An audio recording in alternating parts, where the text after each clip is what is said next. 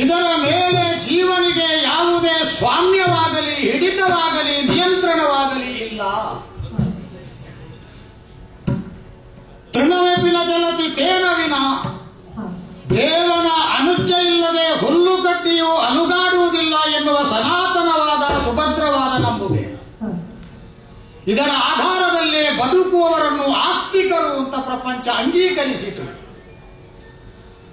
ಬದುಕು ಎಂದರೆ ಒಂದು ಪ್ರವಾಹ, ನೆರೆ ತೆರೆಗಳಿಂದ ಕೂಡಿದ ವೇಗದ ಪ್ರವಾಹ. ಯಾವ ಕಾರಣಕ್ಕೂ ಆ ಪ್ರವಾಹದ ಜೊತೆಗೆ ಕೊಚ್ಚಿಕೊಂಡು ಒಯ್ಯಲ್ಪಡುವ ಸ್ಥಿತಿಗೆ ಬರಕೂಡದು.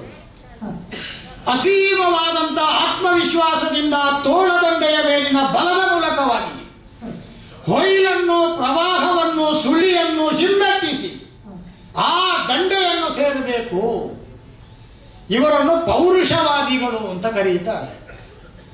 ಪಾಂಡವರ ಬದುಕನ್ನು ಅವಲೋಕನ ಮಾಡಿದ್ರೆ ಎರಡನ್ನು ಆರ್ಥಿಕವಾಗಿ ಸಮನ್ವಯಗೊಳಿಸಿ ಅದ್ವೈತ ಪಾಠದ ಮೂಲಕವಾಗಿ ಯಾವುದಕ್ಕೂ ಲೋಪ ಬಾರದ ಹಾಗೆ ಎರಡನ್ನೂ ಒಪ್ಪಿಕೊಂಡು ಬದುಕಿದುದಕ್ಕೆ ನಿದರ್ಶನ ಸಿಗುತ್ತದೆ. ದೇವರು ಕೊಡುತ್ತಾನೆ, ನಾನು ತಿನ್ನುತ್ತೇನೆ, ಬಾಯಿ ಅಗಲಿಸಿ ಅಂಬರಕ್ಕೆ ಮುಖ ಮಾಡಿ ಮಲಗಿದವನ ಬಾಯಿಗೆ ದೇವರೇ ಒಂದು ತುತ್ತನ್ನು ಉಣಬಡಿಸುವುದಿಲ್ಲವಲ್ಲ. ಯಾರು ಶ್ರಮಜಲವನ್ನು ಸುರಿಸಿ ನಾಳೆಯ ಕುರಿತಾದಂತ ಆಶೆಯನ್ನು ತ್ಯಜಿಸಿ ಈ ದಿವಸ ದುಡಿಯುತ್ತೇನೆ ಅಂತ ಶ್ರಮಿಕನಾಗುತ್ತಾನೋ ಅಂತವನಿಗೆ ಮಾತ್ರ ಬದುಕಿನಲ್ಲಿ ಯಶಸ್ಸು ಕಟ್ಟಿಟ್ಟ ಬುತ್ತಿ. ಹಾಗೆ ಎಲ್ಲವೂ ನಮ್ಮ ನಿರ್ಣಯದ ಪ್ರಕಾರವೇ ನಡೆಯಬೇಕು ಎನ್ನುವ ಹಾಗೆ ಸಿಂಧುತ್ವ ಇಲ್ವಲ್ಲ. ಎಷ್ಟೋ ಸಲ ನಾವು ಬಯಸಿದ್ದು ಪ್ರಪಂಚದಲ್ಲಿ ಸಿಕ್ಕುವುದೇ ಇಲ್ಲ.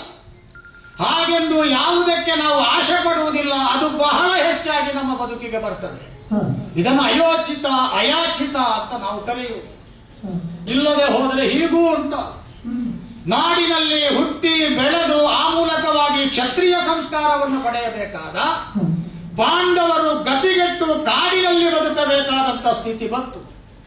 ನಮ್ಮ ತಾಯಿಯಾದಂತ ಕುಂತಿ ಆತ್ಮೀಯತೆಯಿಂದ ಬ್ರಾಹ್ಮಣರ ಜೊತೆಗಿಟ್ಟುಕೊಂಡು ನಾಡಿಗೆ ಕರೆತಂದು ಪಿತಾಮಹರಾದಂತ ಭೀಷ್ಮಾಚಾರ್ಯರ ಕಾಲ ಕೆಳಗೆ 5 ಮಕ್ಕಳನ್ನು ಚೆಲ್ಲಿ ಇವರನ್ನು ಸಂರಕ್ಷಿಸಬೇಕು ಅಂತ ಕೋರಿಕೊಂಡ ಹೊತ್ತಿಗೆ ಆತ್ಮೀಯತೆಯಿಂದ ತೆಕ್ಕೆಗೆ ತೆಗೆದುಕೊಂಡು ವಾತ್ಸಲ್ಯದ ಪೀಯೂಷವನ್ನು ಉಣಬಡಿಸಿ ನಮ್ಮನ್ನು ಬೆಳೆಸಿದ್ರು ನಮ್ಮ ಅಜ್ಜ. ಆದರೇನು ಮಾಡೋಣ, 100 ಮಂದಿ ಕೌರವರಿಗೆ ನಮ್ಮ ಜೊತೆಗೆ ಸರಿ ಹೊಂದಿಬಾರದೆ ಹೋದುದರಿಂದ ಪ್ರಾರಂಭದಲ್ಲೇ ಚಿಗುರಾಗಿ ಕಾಣಿಸಿಕೊಂಡ ವೈರವನ್ನು ಅಲ್ಲೇ ಮುರುಟಬೇಕು ಎನ್ನುವ ತೀರ್ಮಾನವನ್ನು ಮಾಡಿ ನಮ್ಮಜ್ಜ ಸಾಂಘಿಕವಾದ ಪ್ರಯತ್ನದಿಂದ ಸಮರಸವನ್ನು ಮೂಡಿಸುವುದಕ್ಕೆ ಅಸಾಧ್ಯವಾದ ಹೊತ್ತಿನಲ್ಲಿ ನಮ್ಮನ್ನು ಇಂದ್ರಪ್ರಸ್ಥಕ್ಕೆ ಕಳುಹಿಸಿದರು. ಅಣ್ಣನಾದಂತ ಧರ್ಮಸಿಂಧು ತಣ್ಣೀರನ್ನಾದರೂ ತಣಿಸಿ ಕುಡಿಯಬಲ್ಲವನು, ಅಂತಹ ಯುಧಿಷ್ಠಿರನ ನೇತೃತ್ವದಲ್ಲಿ ಸುಸಂಘಟಿತರಾಗಿ ಅದ್ಭುತವಾದಂತಹ ಅರಸತ್ತಿಗೆಯನ್ನೇ ಕಟ್ಟಿದೆವು ನಾವು. ನಮ್ಮ ಅಣ್ಣನ ಆಡಳಿತದ ವೈಭವ ಅಂತಿಂತಹದ್ದಲ್ಲ.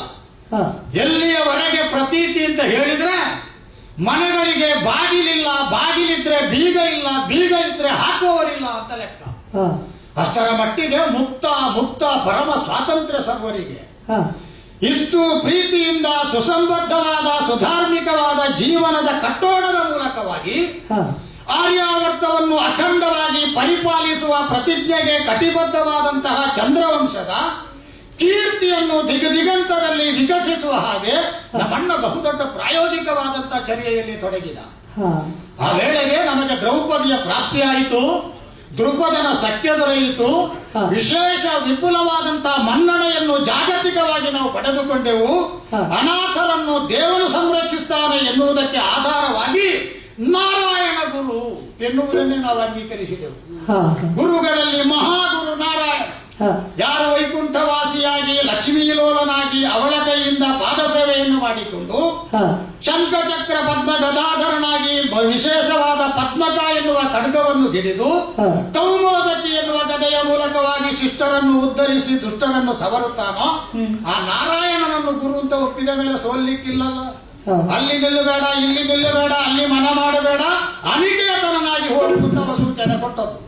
ಆ ಕಾರಣದಿಂದಲೇ ವಿಷ್ಣು ಕೃಪೆಯಿಂದ ಪೋಷಿತರಾಗಿ ಅಣ್ಣನಾದಂತಹ ಧರ್ಮರಾಜನ ನೇತೃತ್ವದಲ್ಲಿ ಬದುಕುವಾಗಲೇ ನಾರದರ ಪ್ರವೇಶವಾದದ್ದು. ಪ್ರಪಂಚದಲ್ಲಿ ಕೆಲವು ಆದರ್ಶ, ಕೆಲವು ಅಪೂರ್ವ.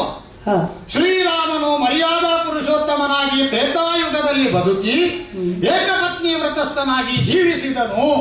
ಇದು ಆದರ್ಶ. ಇದನ್ನು ಬದುಕಿನಲ್ಲಿ ಎಲ್ಲರೂ ಅಳವಡಿಸಿದರೆ ಬಹಳ ಒಳ್ಳೆಯದು. ಏಕಪತ್ನಿ ವ್ರತಸ್ಥನಾದವನು ಯಾವ ಕಾರಣಕ್ಕೂ ಅನ್ಯ ಸಂಘ ಇಲ್ಲದೆ ವೈಯಕ್ತಿಕವಾದಂತಹ ಬ್ರಹ್ಮಚರ್ಯವನ್ನು ಬದ್ಧತೆಯಿಂದ ಪಾಲಿಸುವುದಕ್ಕೆ ಬರುತ್ತದೆ.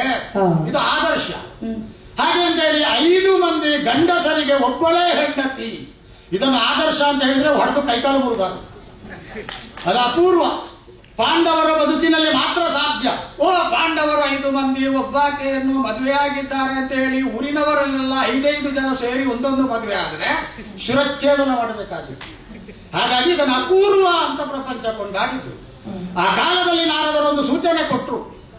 ಯಾವ ಕಾರಣಕ್ಕೂ ನೀವು ಸುಂದೋಪಸುಂದರಾಗಿ ಒಂದೇ ಹೆಣ್ಣಿಗೆ ಜಗಳವಾಡುವ ಸ್ಥಿತಿ ಬರಕೂಡದು. ಕಾಲ, ದೇಶ, ಪಾತ್ರ, ಪರಿಸ್ಥಿತಿ, ಸನ್ನಿವೇಶಕ್ಕೆ ಅನುಗುಣವಾಗಿ ಮನುಷ್ಯನ ಬುದ್ಧಿ ಎನ್ನುವುದು ಕೇಡಿನ ಸ್ಥಿತಿಗೆ ಬರ್ತದೆ. ಎಂತಹ ಮಹಾನ್ ಸಾಧಕರು ಹೆಣ್ಣಿನ ಕಾರಣದಿಂದ ಕರ್ಮಭೂಮಿಯಲ್ಲಿ ಪತನಗೊಂಡಿದ್ದಾರೆ. ನಿಮ್ಮಂತವರದ್ದು ಏನು ಗತಿ ಅಂತ ಪ್ರಶ್ನೆ ಮಾಡಿದರು. ಅದಕ್ಕೊಂದು ನಿಯಮ ಮಾಡಿದರು. 1 ವರ್ಷ ಒಬ್ಬೊಬ್ಬ ಪಾಂಡವನು ಯಾಜ್ಞಸೇನಿಯ ಜೊತೆಗೆ ಕಟ್ಟುನಿಟ್ಟಿನ ದಾಂಪತ್ಯವನ್ನು ಆಚರಿಸುವುದು. ಆ ಕಾಲದಲ್ಲಿ ಮತ್ತೆ 4 ಮಂದಿ ಪಾಂಡವರಲ್ಲಿ ಯಾರಾದರೂ ಅವರ ಏಕಾಂತಕ್ಕೆ ಭಂಗ ತಂದ್ರೆ ಅವರು 12 ವರ್ಷಗಳ ಕಾಲ ತೀರ್ಥಾಟನ ಮಾಡಿ ಪಾಪ ಪ್ರಕ್ಷಾಳನ ಪ್ರಾಯಶ್ಚಿತ್ತ ಮಾಡಿಕೊಡಬೇಕು. ಈ ಕಟ್ಟುನಿಟ್ಟಿನ ಆದೇಶವನ್ನು ನೀಡಿ ಅವರು ಹೊರಟು ಹೋದರು. ಹೀಗೆಯೇ ಕೆಲವು ದಿವಸ ಕಳೆದ ಮೇಲೆ ಮಧ್ಯರಾತ್ರಿಯಲ್ಲಿ ಬ್ರಾಹ್ಮಣರ ಅಗ್ರಹಾರದಿಂದ ವಿಪ್ರರಾದವರ ಕೂಗನ್ನು ಕೇಳಿ ಪಾರ್ಥ ಅರ್ಜುನ ನಾಮಕನಾದ ನಾನು ಆಶ್ಚರ್ಯಕ್ಕೆ ಒಳಗಾದೆ. ಅಣ್ಣನ ರಾಜಧಾನಿಯಲ್ಲಿ ಇಂದ್ರಪ್ರಸ್ಥದಲ್ಲಿ ಪರಮವೈಭವದಿಂದ ಶಾಂತಿ ಸ್ಥಾಪನೆಯಾದ ಹೊತ್ತಿಗೆ ಸಾಮರಸ್ಯದ ತಿಳಿ ಕಡಲಿಗೆ ಕಲ್ಲು ಬಿಸಾಡಿದ ಹಾಗೆ ಕಲಕುವವರು ಯಾರು? ಬ್ರಾಹ್ಮಣರಲ್ಲಿ ಮುಂದಾಳವನ್ನು ದೂರು ಕೊಟ್ಟರಲ್ಲ, ನಾವು ಸಂಪಾದನೆ ಮಾಡಿದ್ದನ್ನೆಲ್ಲ ಕಳ್ಳರು ಸಂಪಾದಿಸ್ತಾ ಇದ್ದಾರೆ, ಉದ್ಧಾರ ಮಾಡಬೇಕು, ಕಾಯಬೇಕಾದದ್ದು ನನಗೆ ಹೊಣ ಹೌದಲ್ಲ.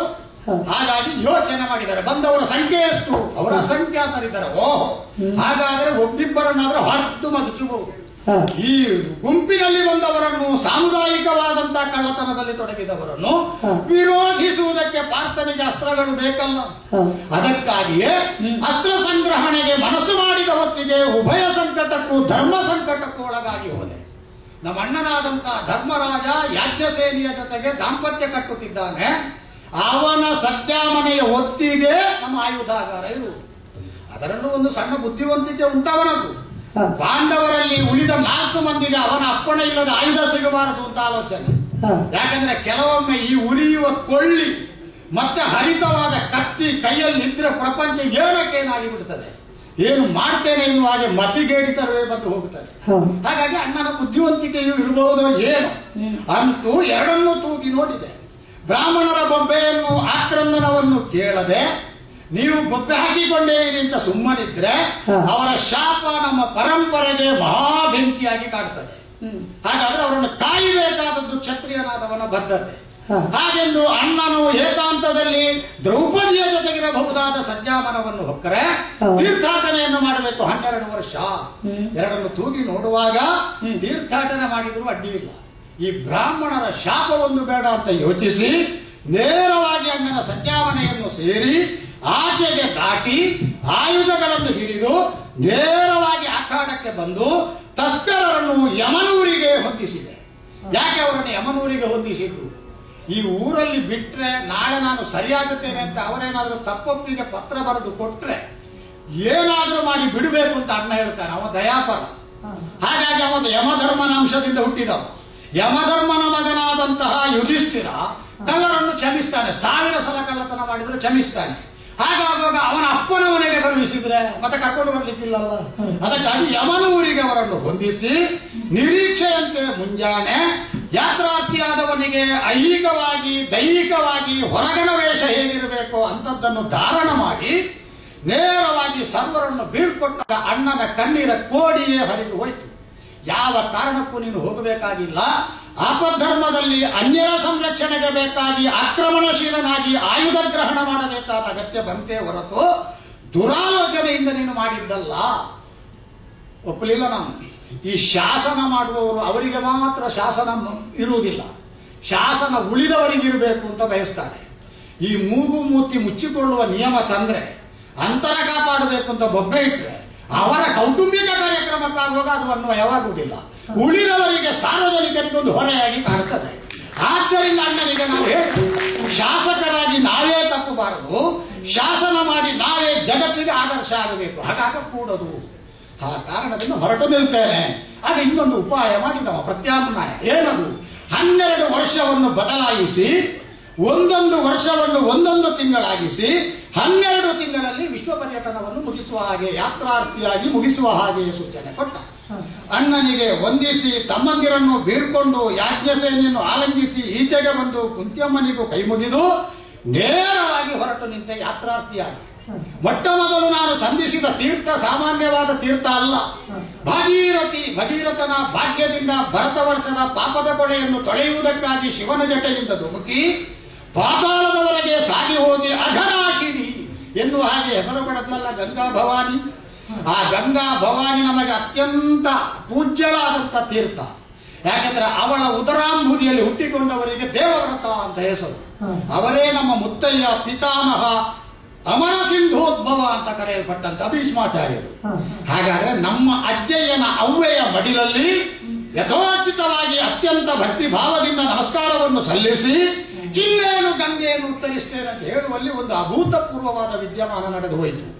ಯಾರೋ ನನ್ನ ಕಾಲನ್ನು ಹಿಡಿದು ಸೆಳೆಯುವ ಹಾಗೆ, ಕಣ್ಣು ಬಿಟ್ಟು ನೋಡಿದರೆ ಯಾವುದೋ ಪಲ್ಲಂಗದಲ್ಲಿ ಮಲಗಿದ ಹಾಗೆ, ಪಕ್ಕದಲ್ಲಿ ಒಬ್ಬಳು ನಾಗಕನ್ನಿಕೆ ನಿಂತ ಹಾಗೆ, ಆಕೆಯೇನು ಅಹವಾಲನ್ನು ಮಂಡಿಸುವ ಹಾಗೆ ಬಾಯಿ ಬಿಡಿಸಿ ಕೇಳಿದ್ರೆ ಹೇಳ್ತಾಳೆ, ಕೌರವ್ಯನೆಂಬ ನಾಗನ ಪರಂಪರೆಯಲ್ಲಿ ಹುಟ್ಟಿದಂತ ಮಗಳಾದಂತಹ ತಾನು ಉಲೂಪಿ ಅಥವಾ ಉಲೂಚಿ ಎನ್ನುವ ಹೆಸರಿರುವವಳು ಪಾರ್ಥನನ್ನು ಮೋಹಿಸಿದ್ದೇನೆ. ಗಂಡು ಮೆಟ್ಟಿನ ನೆಲವಾದ ಭರತ ವರ್ಷದಲ್ಲಿ ಗಂಡಿಗೆ ಗಂಡಾಗಿ ಬೆರೆದಂತ ಪಾರ್ಥನನ್ನು ಓಲೈಸಿ ಮದುವೆಯಾಗಿ ಸಂಸಾರ ಮಾಡಬೇಕು ಅಂತ ಆಲೋಚನೆ. ನಾನು ನನ್ನ ಗತ್ಯಂತರವನ್ನು ಹೇಳಿದೆ. ನಾಗಲೋಕಕ್ಕೆ ಅನುಕೂಲವಾಗುವ ಹಾಗೆ ಆಕೆಯನ್ನು ವರಿಸಿದೆ. ಆ ಕಾಲದಲ್ಲಿ ಒಂದು ವಿಚಿತ್ರವೇ ನಡೆದು ಹೋಯಿತು. ಸತ್ಯೋಜಾತ ಗರ್ಭ. ಸಾಧಾರಣವಾಗಿ ನಮ್ಮಲ್ಲಿ ಕೌಟುಂಬಿಕವಾಗಿ ಮದುವೆಯ ಸಂಪ್ರದಾಯ ಮುಗಿದು ದಾಂಪತ್ಯವನ್ನು ಆಚರಿಸಿದ ಮೇಲೆ ಹೆಣ್ಣಾದವಳು ಹೆಂಡತಿಯಾಗಿ ಗರ್ಭಿಣಿಯಾದರೆ ನವಮಾಸಗಳ ಕಾಲ ಮಗುವನ್ನು ಪಿಂಡ ರೂಪದಲ್ಲೋ ಅಥವಾ ಶಿಷ್ಟವಾದ ಮಗು ರೂಪದಲ್ಲೋ ನಿಲ್ಲಿಸಿ 10ನೆಯ ತಿಂಗಳಲ್ಲಿ ಭೂಮಿಯ ಬೆಳಕನ್ನು ಕಾಣಿಸುವುದು ಕ್ರಮ. ಆದರೆ ನಾಗಲೋಕದಲ್ಲಿ ಹಾಗಲ್ಲ. ಸಮಾಗಮ, ಆಗಲೇ ಗರ್ಭಿಣಿಯಾಗುತ್ತಾಳೆ, ಆಗಲೇ ಪ್ರಸವಿಸ್ತಾಳೆ, ಆಗಲೇ ಹೆರಿಗೆ ಆಗುತ್ತಾಳೆ. ಆ ಹೆರಿಗೆ ಆಗುತ್ತದೆ. ಆ ಹೆರಿಗೆಯಾದ ತಕ್ಷಣಕ್ಕೆ ಮಗನಾದವನು ಮಗಳಾದವಳು ನಮ್ಮ ಎತ್ತರಕ್ಕೆ ಬೆಳೆದು ನಿಲ್ತಾರೆ. ಅದಕ್ಕೆ ಸದ್ಯೋಜಾತ ಗರ್ಭ ಅಂತ ಹೆಸರು.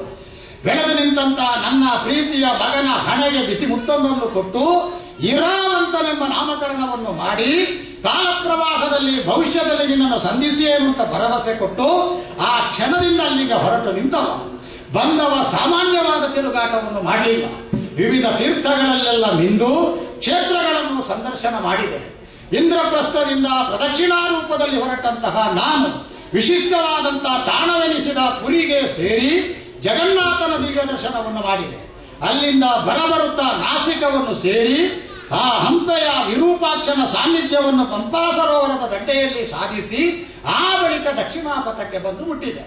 ಬಂದು ನಿಂತದ್ದು ಎಲ್ಲಿ ನಾನು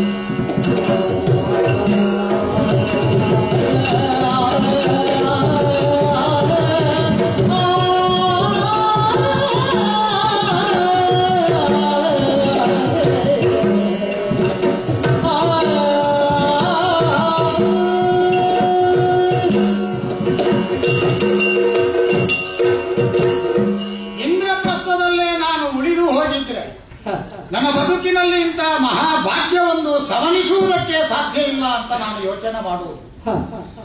ಭರತ ವರ್ಷದ ಉದ್ದಗಲಕ್ಕೂ ಸಂಚರಿಸುತ್ತಾ ಬಂದ ಹಾಗೆ ವಿವಿಧತೆಯಲ್ಲಿ ಏಕತೆಯನ್ನು ಕಂಡೆ. ಎಷ್ಟು ಜಾತಿಗಳು, ಎಷ್ಟು ವರ್ಗಗಳು, ಎಷ್ಟು ಪಂಗಡಗಳು, ಎಷ್ಟು ಮತಗಳು, ಆದರೂ ಹೊರಗಿನ ಪರಿವೇಶಕ್ಕೆ ಬಹುವಾಗಿ ಕಂಡರು ಆಂತರ್ಯದಲ್ಲಿ ಕಣ್ಣಿಗೆ ಕಾಣದ ಆತ್ಮೀಯವಾದಂತಹ ವಾತ್ಸಲ್ಯದ ಪಾಶವೊಂದು ಅಷ್ಟೂ ಮಂದಿಯನ್ನು ಏಕ ಸೂತ್ರದಿಂದ ಬಂಧಿಸುವುದನ್ನು ಕಂಡು ಅವಕ್ಕಾಗಿ ಹೋದೆ. ಎತ್ತರದವರು ತಗ್ಗಿನವರನ್ನು, ತಗ್ಗಿನವರು ಎತ್ತರದವರನ್ನು, ದಪ್ಪದವರು ಕೃಷಕಾಯರನ್ನು, ಕೃಷಕಾಯದವರು ದಪ್ಪದವರನ್ನು ಯಾವ ಕಾರಣಕ್ಕೂ ವಿರೋಧಿಸಿ ಬದುಕದೇ ಇರುವ ಒಂದು ಸೂತ್ರವನ್ನು ಕಂಡೆ.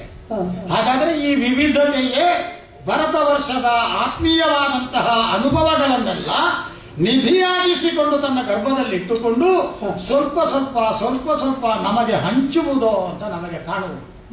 ಏನೇ ಇರಲಿ, ಬರುತ್ತಾ ಭರತ ವರ್ಷದ ಈ ದಕ್ಷಿಣದ ತುತ್ತ ತುದಿಗೆ ಬಂದು ಮುಟ್ಟಿದೆ. ಇದನ್ನು ಧನುಷ್ಕೋಡಿ ಅಂತ ಕರೆದ್ರು, ಇದನ್ನು ರಾಮೇಶ್ವರ ಅಂತ ಕರೆದ್ರು. ಈ ವಿಶಿಷ್ಟವಾದಂತಹ ಪ್ರದೇಶಕ್ಕೆ ಒಂದು ಆಧ್ಯಾತ್ಮಿಕವಾದ ಹಿನ್ನೆಲೆ ಉಂಟು ಅಂತಲೂ ಪ್ರಚಲಿತ. ನಾನಾ ತೀರ್ಥಗಳಲ್ಲಿ ನಿಂತು ನಾನಾ ಕ್ಷೇತ್ರಗಳನ್ನು ಕಂಡು ಇಲ್ಲಿಯವರೆಗೆ ಬಂದಾಗ ಒಂದು ಅನಿರ್ವಚನೀಯವಾದಂತಹ ಪುಳಕಕ್ಕೆ ನಾನು ಒಳಗಾದೆ. ಯಾಕೋ ಇದ್ದಕ್ಕಿದ್ದ ಹಾಗೆ ಸಮುದ್ರದ ಬೇರಿನಿಂದ ಬೀಸಿ ಬರುವ ಉಪ್ಪು ನೀರನ್ನು ಹಾದು ತರುವ ಆ ಗಾಳಿಯ ತುಂತುರು ಲೇಪ ನನ್ನ ಮೈಗೆ ಆದಾಗ ನನ್ನ ಮೈಯ ರೋಮ ರಾಜಿಗಳು ನಿಮುರಿ ನಿಲ್ಲುವ ಅನುಭವ ನನ್ನ ಪಾಲಿಗೆ. ಯಾಕಂದ್ರೆ ಇದು ಸಾಧಾರಣವಾದಂತಹ ಜಾಗ ಅಲ್ಲ ಅಂತ ಐತಿಹ್ಯ. ಬಂದ ಇಲ್ಲಿ ರಘುವರಿಯ ನಿಂದ ಅಂತ ನಾವು ಕೇಳ್ತೇವೆ. ಹಾಗಾದ್ರೆ ಇಲ್ಲಿಯವರೆಗೆ ಸಂಚಲನಶೀಲನಾಗಿ ಸಾಗುತ್ತಾ ಬಂದ ರಾಮ ಕಪಿಘಟಕಗಳನ್ನು ಸೇರಿಸಿಕೊಂಡು ಭಲ್ಲೂಕಾದಿಗಳ ಪಡೆಯನ್ನು ನೆರಗಿ ಹೋರಾಟಕ್ಕಾಗಿ ಸಜ್ಜಾಗಿ ರಾವಣಾಭಿಯೋಗಕ್ಕೆ ಕರ್ತವ್ಯನಿಷ್ಠನಾಗಿ ಬಂದಂತ ರಾಮ ಇಲ್ಲಿಗೆ ಬರುವಾಗ ಯಾಕೆ ನಿಂದ? ಮೊದಲಿನ ವೇಗದಲ್ಲೇ ಮುಂದುವರಿಯಬಹುದಾಗಿತ್ತಲ್ಲ. ಈ ಜಿಜ್ಞಾಸೆಗೆ ನಮಗೆ ಉತ್ತರ ಸಿಗುವುದೇನೆಂದರೆ, ಕಣ್ಣಿಗೆ ಕಾಣಿಸುವ ಹಾಗೆ ಹಾಳತವಾಗಿ ಹದವಾಗಿ ಅಲ್ಲದೆ ಹೋದರೂ ಅಪಾರ ಎನ್ನುವ ಹಾಗೆ ವಿಸ್ತಾರವಾಗಿ ದಂಡೆ ಇಲ್ಲದೆ ಸರಿದು ನಿಂತಿರುವ ವ್ಯಾಪಕವಾಗಿರುವ ಸಮುದ್ರಕ್ಕೆ ಸೇತುವೆಯನ್ನು ಕಟ್ಟಬೇಕಾದ ಪ್ರಮೇಯ ರಾಮನಿಗೆ ಬಂತಂತೆ. ನಾನು ಆಶ್ಚರ್ಯಚಕಿತನಾಗಿದ್ದೇನೆ. ಆ ಬಲಾಢ್ಯರಾದಂತಹ ಕಪಿಕಟಕಗಳನ್ನು ಯುದ್ಧಕ್ಕೆ ಬಳಸಿಕೊಳ್ಳಬಹುದಾಗಿದ್ದ ರಾಮ ಸೇತುವೆಯನ್ನು ಕಟ್ಟುವುದಕ್ಕೆ ಅನ್ಯ ಸಾಧ್ಯತೆಗಳು ತನ್ನ ಜೊತೆಗಿರುವಾಗ ಅದರ ಬಗ್ಗೆ ಯೋಚಿಸದ ರಾಮ ಈ ವಿಪರೀತವಾದಂತಹ ದ್ವಂದ್ವವನ್ನು ಯಾಕೆ ತೋರಿದನೋ ನನಗೆ ಅರ್ಥ ಆಗುವುದಿಲ್ಲ. ಬಂದ ಇಲ್ಲಿ ರಘುವರಿಯ ನಿಂದವನೇ ಕಪಿಗಳನ್ನು ಸೇರಿಸಿಕೊಂಡು ಸೇತುವೆ ಕಟ್ಟಿದ. 5 ದಿನದಲ್ಲಿ ಸಂಪೂರ್ಣವಾಗಿ ಮುಗಿಸಲ್ಪಟ್ಟಂತಹ ಸೇತುವೆಯ ಮೇಲೆ ದಾಟಿ ಹೋದ. ರಾವಣಾದಿಗಳನ್ನು ಕೊಂದ. ಮೈಥಿಲಿಯನ್ನು ಪರಿಗ್ರಹಿಸಿದ. ವೈದೇಹಿ ಸಮೇತನಾಗಿ ಇದೇ ಸೇತುವೆಯ ಮೇಲೆ ಬಂದ. ಆ ಬಳಿಕ ಮುರಿದು ಹಾಕಿದ ಅಂತ ನಾವು ಕತೆ ಕೇಳುವುದು. ಕಟ್ಟುವುದಾದರೆ ಚಂದ ಉಂಟು ಅಂತಾದರೆ ಮುರಿಯುವುದು ಯಾಕೆ? ಮುರಿಯುವುದೇ ಉದ್ದೇಶ ಮೊದಲೇ ಇದ್ರೆ ಇಷ್ಟು ಚಂದದಲ್ಲಿ ಕಟ್ಟುವುದು ಯಾಕೆ? ಯಾರಲ್ಲಿ ಕೇಳೋಣ? ಅಲ್ಲಿ ನೋಡಿದರೆ ಮರಳ ರಾಶಿ, ಇಲ್ಲಿ ನೋಡಿದರೆ ವಿಶಾಲವಾದ ಸಮುದ್ರ. ಎಷ್ಟು ನೀರಿದ್ದರೆ ಏನಂತೆ, ಬಾಯಾಗಿ ಬಂದವನಿಗೆ ಒಂದು ಗುಟ್ಟಕ್ಕೂ ಪ್ರಯೋಜನ ಇಲ್ಲಲ್ಲ. ಕೆಲವೊಂದು ಮನುಷ್ಯನ ಜೀವನವು ಹಾಗೆ ಬೇಕಾದಷ್ಟು ಇರ್ತದೆ. ಸಮುದ್ರದ ನೀರಿನ ಹಾಗೆ ಕುಡಿಲಿಕ್ಕಾಗುವುದಿಲ್ಲ. ಇರ್ಲಿಕ್ಕೆ ಅಯ್ಯೋ ಸಮುದ್ರದಷ್ಟುಂಟಪ್ಪ, ಪ್ರಯೋಜನ ಏನೂ ಇಲ್ಲ. ಅದಕ್ಕಿಂತ ಸಣ್ಣ ಕೂಪದ ಹಾಗೆ ಬಾವಿಯ ಹಾಗೆ ಇರುವುದು ಒಳ್ಳೆಯದು. ಅದರ ಒಳಗಿನ ಸಿಹಿ ನೀರನ್ನು ಬಗೆ ಬಗೆಯಲ್ಲಿ ವಿವಿಧ ವಿನ್ಯಾಸದ ಪಾತ್ರೆಗಳಲ್ಲಿ ಸಂಗ್ರಹಿಸಿ ಎಷ್ಟು ಮನೆಯವರು ಕುಡಿಯುವುದಿಲ್ಲ. ಎಲ್ಲಿಂದ ನೀರು ತಂದಿರಿ? ಬಾವಿಯಿಂದ. ನೀವೆಲ್ಲಿಂದ ತಂದಿರಿ? ಅದೇ ಬಾವಿಯಿಂದ. ನೀವೆಲ್ಲಿಂದಪ್ಪ ತಂದದ್ದು? ಅದೇ ಬಾವಿಯಿಂದ. ಬಾವಿ ಸಣ್ಣದು, ತರಬಹುದಾದವರ ವ್ಯಾಪ್ತಿ ಹೆಚ್ಚು.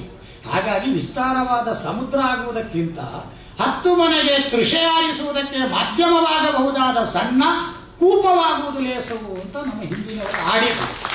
ಈಗ ಇಲ್ಲಿಗೆ ಬಂದ ಮೇಲೆ ಇನ್ನು ನಿಲ್ಲುವುದು ಯಾಕೆ ನಾನು? ಹಾಗಾಗಿ ಇಲ್ಲಿಂದ ಹೊರಟು ಬಿಡುವ ಅಂತ ಹೇಳುವಾಗ ಗಾಳಿ ಯಾವುದೋ ಶಬ್ದವನ್ನು ಹೊತ್ತುಕೊಂಡು ತರ್ತದೆ. ಮರ್ಮರಿಸುವ ಶಬ್ದ. ಧ್ಯಾನವೆಂದರೆ ಧ್ಯಾನ, ಸ್ತುತಿ ಎಂದರೆ ಸ್ತುತಿ, ಯಾವುದೋ ಶಬ್ದ ಪ್ರಯೋಗವೆಂದರೆ ಶಬ್ದ ಪ್ರಯೋಗ. ಏನಿರಬಹುದು? ಹೇಗೂ ತಿರುಗಾಟಕ್ಕೆ ಇನ್ನು 4 ತಿಂಗಳುಂಟು. ಗಡಿಬಿಡಿ ಮಾಡುವುದು ಯಾಕೆ? ಅವಸರ ಮಾಡುವುದು ಯಾಕೆ? ಇದನ್ನೊಂದು ಸಂಶೋಧನೆ ಮಾಡಿ ಇಲ್ಲಿಂದೊಂದು ಪತ್ರ ತಗೊಂಡೇ ಹೋಗಬಹುದಲ್ಲ. ಯಾತ್ರಾರ್ಥಿಯಾದಂತ ಅರ್ಜುನನು ಸುಮ್ಮನೆ ಹೋಗಲಿಲ್ಲ, ಬರುವಾಗ ಸಂಶೋಧನೆ ಮಾಡಿ ದೊಡ್ಡದೊಂದನ್ನು ಹಿಡ್ಕೊಂಡೇ ಬಂದ ಅಂತ ಪ್ರತೀತಿ ಆದ್ರೆ ಒಳ್ಳೆಯದಲ್ವೋ? ಹಾಗಾಗಿ ನಾನು ಬೆಲ್ಲ ಆ ಕಡೆಗೆ ಹೋಗ್ತೇನೆ.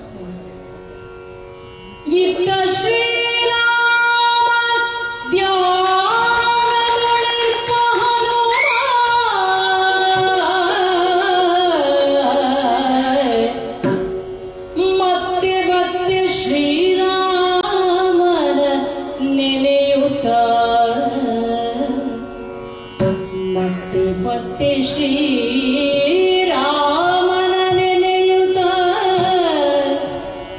ಎಂದಿಗಾಗುವುದು ಶ್ರೀರಾಮ ದರ್ಶನ, ಎಂದಿಗಾಗುವುದು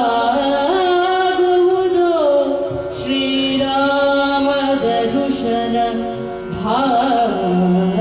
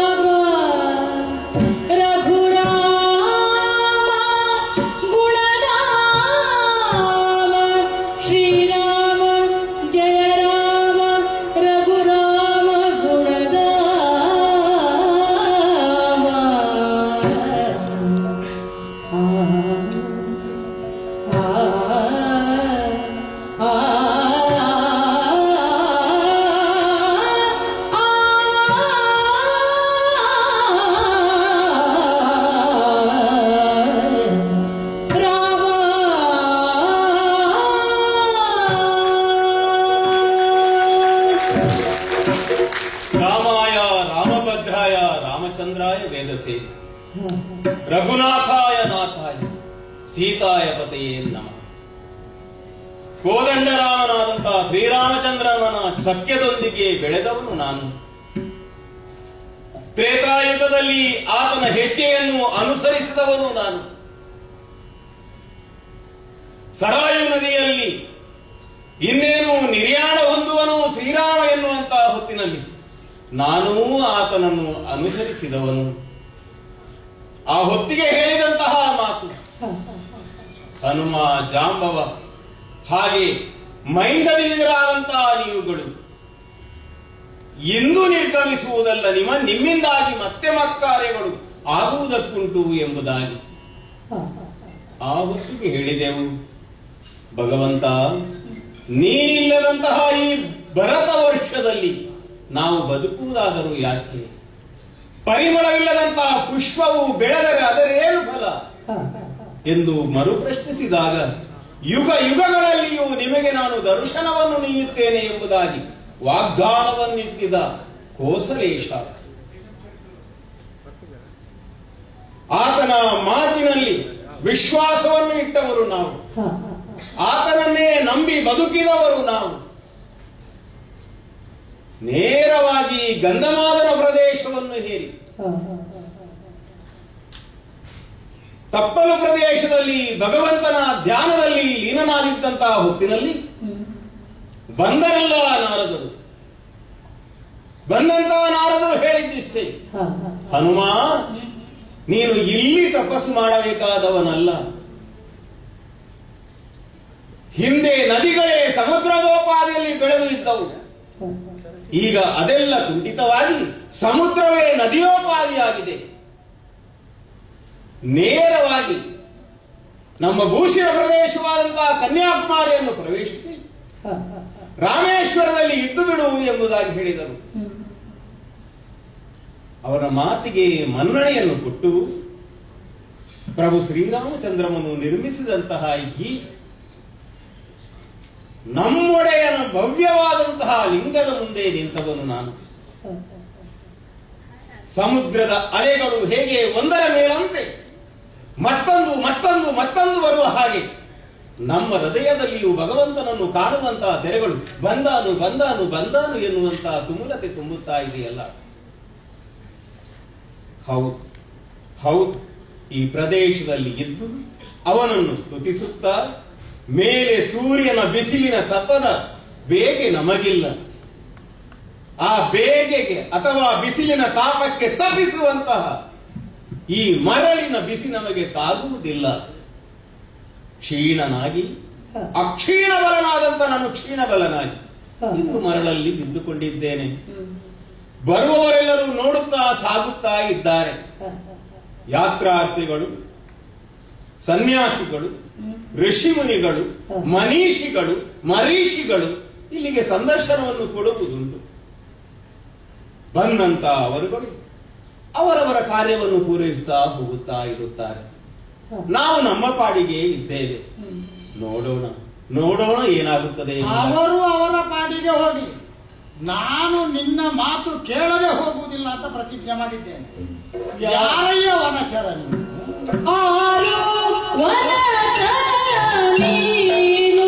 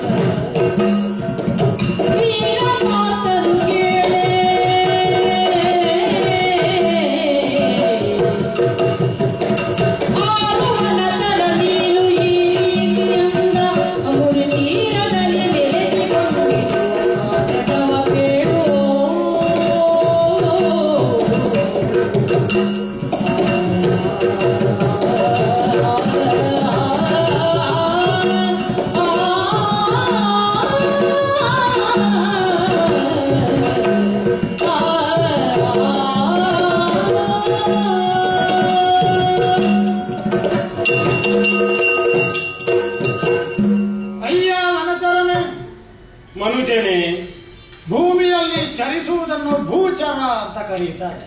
ಹ. ನಮ್ಮ ಎದುರಿಗಿರುವಂತಹ ತಳವಿಲ್ಲದ ಅಂಬೂದಿಯಲ್ಲಿ ವಿಹರಿಸುವುದನ್ನು ಜಲಚರ ಅಂತ ಕರೆಯುತ್ತಾರೆ. ಹ. ಯಾವುದು ಹಸಿರಲೆಯಿಂದ ಆವೃತವಾಗಿ ಇಡೀ ಬಾಣಕ್ಕೆ ಚಪ್ಪರ ಹಾಕಿದ ಹಾಗೆ ಕಾಣಿಸ್ತದೋ ಹ. ಅಂತಹ ನಿತ್ಯ ಹರಿದ್ವರ್ಣದ ಸಸ್ಯ ಶ್ಯಾಮಲೆಯ ಗರ್ಭದಲ್ಲಿ ಬದುಕುವುದನ್ನು ವನಚರ ಅಂತ ಕರೆಯುತ್ತಾರೆ. ಹಾಗಾದರೆ ನಿನ್ನನ್ನು ವನಚರ ಅಂತ ನಾನು ಸಂಬೋಧಿಸಿದಾಗ ನೀನು ವನದಲ್ಲಿರಬೇಕಾದವನು, ಅಲ್ಲಿರುವುದನ್ನು ಬಿಟ್ಟಿದ್ದಿ, ಇಲ್ಲಿರಬೇಕಾದವನಲ್ಲ, ಇಲ್ಲಿದ್ದಿ ಎನ್ನುವ ವಿವಕ್ಷೆ ನನಗೆ ಬಂದ ಹಾಗೆ ಅಂತ ಪ್ರತ್ಯೇಕವಾಗಿ ಹೇಳಬೇಕಾಗಿಲ್ಲ. ಹೌದು.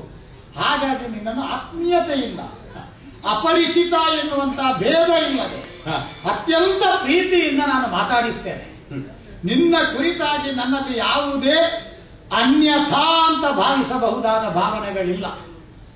ಯಾಕೆಂದರೆ ಗುರುಮುಖದಿಂದ ಅಭ್ಯಾಸ ಮಾಡುವ ಕಾಲದಲ್ಲಿ ಶಾಸ್ತ್ರವೇತ್ತರಾದಂತಹ ಕೃಪಾಚಾರ್ಯರು ನಮಗೆ ಬೋಧಿಸಿದ್ದುಂಟು. ಆತ್ಮವತ್ತು ಸರ್ವಭೂತಾನಿ, ಸಣ್ಣ ಇರುವೆಯಿಂದ ಹಿಡಿದು ಅಗಾಧವಾದಂತಹ ಗಾತ್ರದ ಆನೆಯವರೆಗೂ ಇರಬಹುದಾದಂತಹ ಆತ್ಮ ಸರ್ವಭೂತಗಳಲ್ಲೂ ಇರಬಹುದಾದದ್ದು ಆತ್ಮವೇ ಪರಮಾತ್ಮ. ಆದ್ದರಿಂದಲೇ ನಮ್ಮಲ್ಲೊಂದು ನಿಯಮ ಉಂಟು, ಸಜೀವವಾದದ್ದನ್ನು ದಾಟಿ ಹೋಗಬಾರದು ಅಂತ ಅಂತ ಮಾಡಿ ಅದನ್ನು ಎಬ್ಬಿಸಬೇಕು. ಮನುಷ್ಯ ಆದ್ರೆ ಹೇಳಿ ಅಂತೇಳಿ ಎಬ್ಬಿಸಿ ಹೋಗಬೇಕು, ದಾಟಬಾರದು ಅಂತ ಕ್ರಮ ಉಂಟು. ಪ್ರಾಣಿಯನ್ನು ಕೊಲ್ಲುವುದಿದ್ದರೆ ಬೇಟೆಯಾಡುವವರು ಎಬ್ಬಿಸಬೇಕು. ಹಾಗಾದರೆ ಆತ್ಮವತ್ ಸರ್ವಭೂತಾನಿ ಎನ್ನುವ ನಿಯಮದ ಪ್ರಕಾರ ನಿನ್ನೊಳಗೆ ನನ್ನೊಳಗೆ ಇರಬಹುದಾದ ಆತ್ಮತತ್ವ ಇರುವುದರಿಂದ ಆ ವ್ಯತ್ಯಾಸವನ್ನು ಕಾಣದೇ ಇದ್ರೆ ನಾವು ಗುರುಗಳಾಗುತ್ತೇವೆ. ಇಲ್ಲದಿದ್ರೆ ನಾವು ಕಲ್ತು ಮುಗಿಲಿಕ್ಕೆ ಇಲ್ಲ. ನೋಡು, ಈ ದಿವಸ ಯಾಕೋ ನನಗೆ ಪದೇ ಪದೇ ಗುರುಗಳ ನೆನಪಾಗುತ್ತದೆ.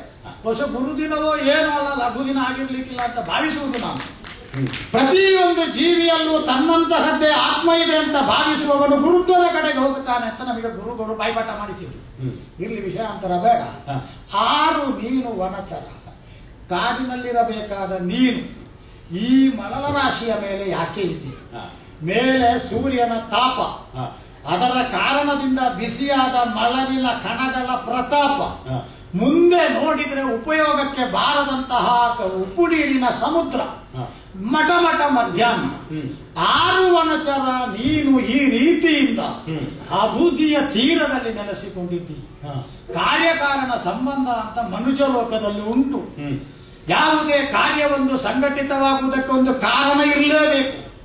ಕಾರಣರಹಿತವಾಗಿ ಒಂದು ಕಾರ್ಯ ನಡೆಯುವುದಿದ್ರೆ ಅದು ದೇವರ ಕಾರ್ಯ, ಅವನಿಗೆ ಕಾರಣ ಬೇಡ. ದೇವರೇ ಏನು ನಿನ್ನ ಕಾರ್ಯಕ್ಕೆ ಕಾರಣ ಅಂತ ಕೇಳಲಿಕ್ಕಿಲ್ಲ. ಅದು ಇಲ್ಲದೆ ಕೆಲಸ ಮಾಡುವವನಿಗೆ ದೇವರು ಅಂತ ಹೆಸರು. ಕರ್ತುಂ ಅಕರ್ತುಂ ಅನ್ಯಥಾ ಕರ್ತಂ ಅಂತ ನಾವು ಅದನ್ನು ಕರೆದದ್ದು. ಬಿಡುವ. ಈಗ ನಿನ್ನಲ್ಲೇ ನಾನು ಕೇಳು, ಒಂದು ಕಾರಣ ಇಲ್ಲದೆ ಇಲ್ಲಿಗೆ ಬರ್ಲಿಕ್ಕಿಲ್ಲಲ್ಲ. ನಿನ್ನನ್ನು ಅಟ್ಟಾಡಿಸಿದ ಕಾರಣದಿಂದ ನೀನು ಉಳಿದ ವಾನರರ ಜೊತೆಗೆ ಇರಬೇಕಾದವನಲ್ಲ ಅಂತ ಪರಿತ್ಯಜಿಸಿದುದರ ಕಾರಣದಿಂದ ಪರಿತ್ಯಕ್ತನಾಗಿ ನೀನು ಇಲ್ಲಿಗೆ ಬಂದಿರ್ಲಿಕ್ಕಿಲ್ಲಲ್ಲ. ಇಂತಹ ಪವಿತ್ರವಾದ ಜಾಗದಲ್ಲಿ ಒಂದು ಉದ್ದೇಶ ಇಟ್ಟುಕೊಂಡು ಏನೋ ಮಾಡ್ತಾ ಕೂತಿದ್ದಿ. 6 ವನಚರ ನೀನು ಈ ರೀತಿಯಿಂದ, ಯಾವ ರೀತಿಯಿಂದ? ಬಾಯಲ್ಲಿ ಮನ ಮನ ಮನ ಮನ ಮನ ಮಂತ್ರ ಹೇಳ್ತಿ, ಯಾವುದೋ ಧ್ಯಾನ ಪರವಶತೆ ತನ್ನಲ್ಲಿ ಉಂಟು ಅಂತ ಪ್ರತಿಪಾದಿಸ್ತಿ. ಇದೇನು ಕಾರಣ, ಇದೇನು ಕಾರ್ಯ ಅಂತ ಗೊತ್ತಿಲ್ಲ. ಆ ಕಾರಣದಿಂದ ನಿನ್ನಲ್ಲಿ ನಾನು ಕೇಳ್ತೇನೆ, ನೀನಿಲ್ಲಿ ನೆಲೆಸಿಕೊಂಡದ್ದು ಎನ್ನುವುದು ನಮಗೆ ಖಚಿತ ಆಗುತ್ತದೆ. ಬಹಳ ದಿವಸಗಳಿಂದ ಇದ್ದಿ ಅಂತ ನೋಡುವಾಗ ಗೊತ್ತಾಗುತ್ತದೆ. ಇನ್ನು ಕೆಲವು ದಿವಸ ಇಲ್ಲೇ ಉಳಿಯುವ ಅಭಿಪ್ರಾಯ.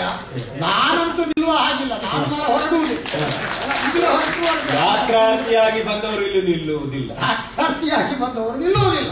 ಹಾಗಾದ್ರೆ ನಿನಗೆ ವನಚರನಾಗಿ ಒಂದು ಉದ್ದೇಶ, ನೀನು ವಿಶೇಷ ಸಂದರ್ಶಕಾರನಾಗಿ ಇಲ್ಲಿ ಬಂದಿರಬೇಕು ಬಹುಶಃ. ನಾನು ಯಾತ್ರಾರ್ಥಿಯಾಗಿ ಸಮುದ್ರ ತಟಕ್ಕೆ, ನಾನು ಸಮುದ್ರ ದಂಡೆಗೆ ಬರುವಾಗ ಇದು ರಾಮೇಶ್ವರ ಕ್ಷೇತ್ರ ಅಂತ ಕೇಳಿ ಬಂದದ್ದು. ಉಳಿದ ಕಡೆಗಳಲ್ಲಿ ತೀರ್ಥದಲ್ಲೇ ಮೀಬೇಕು. ರಾಮೇಶ್ವರದಲ್ಲಿ ಹಾಗಲ್ಲ, ಸಮುದ್ರದಲ್ಲಿ ಮುಳುಗಿದ್ರು ಅದು ತೀರ್ಥ ಸ್ನಾನ ಅಂತ ಕರೆಯಲ್ಪಟ್ಟ. ಉಪ್ಪಾದ್ರೂ ಅದು ತೀರ್ಥವೇ, ನಮಗೆ ತೀರ್ಥವೇ. ಯಾಕಂದ್ರೆ ಭಾವನಾತ್ಮಕವಾಗಿ ಅರ್ಚಕಸ್ಯ ಪ್ರಭಾವೇಣ ಶಿಲಾ ಭವತಿ ಶಂಕರ. ಹೌದಲ್ವಾ? ಒಂದು ಸಣ್ಣ ಶಿಲೆಯ ತುಂಡು ನಮ್ಮ ಭಾವ ಪ್ರಧಾನವಾದಂತಹ ಆವಾಹನಾ ಕ್ರಮದಿಂದ. ಗಂಗೆಯೂ ಹಾಗೆ ಅಲ್ವೇ? ಮಲಿಗೆವಾಗಿದ್ದರೂ ಕೂಡ ನಾವು ಆಗ್ರಾಣಿಸುವುದು ಹೇಗೆ? ತೀರ್ಥ ಅಂತಲ್ವೇ? ಇದು ಈಗ ಇನ್ನೂ ಕುತೂಹಲ ಹೆಚ್ಚಾಯಿತು. ನೀನು ಮನುಷ್ಯರಿಗಿಂತ ಚಂದ ಮಾತಾಡ್ತೀನಿ ಪುಣ್ಯಾತ್ಮ. ಹಾಗಾಗಿ ಇನ್ನೂ ಕುತೂಹಲದಿಂದ ಕೇಳ್ತೇನೆ. ಆರುವನಚರ ನೀನು ಈ ರೀತಿಯಿಂದ ಅಗುತಿ ತೀರದಲ್ಲಿ ಕುಳಿಸಿಕೊಂಡಿರುವ ನೆಲೆಸಿಕೊಂಡಿರುವ ಕಾರಣವ ಹೇಳಬಹುದೇ?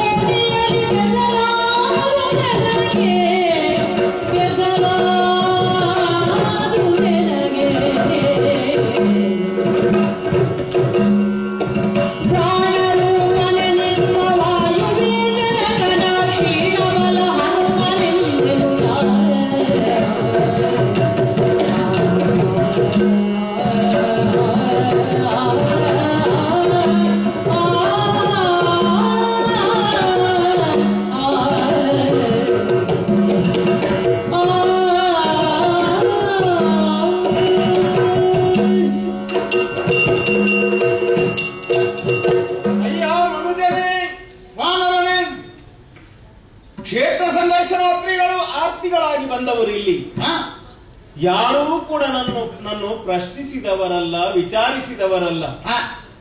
ಕ್ಷೇಮ ಸಮಾಚಾರವನ್ನು ವಿನಿಯೋಗಿಸುವುದಕ್ಕಾಗಿ ಮುಂದೆ ಬಂದವರಲ್ಲ.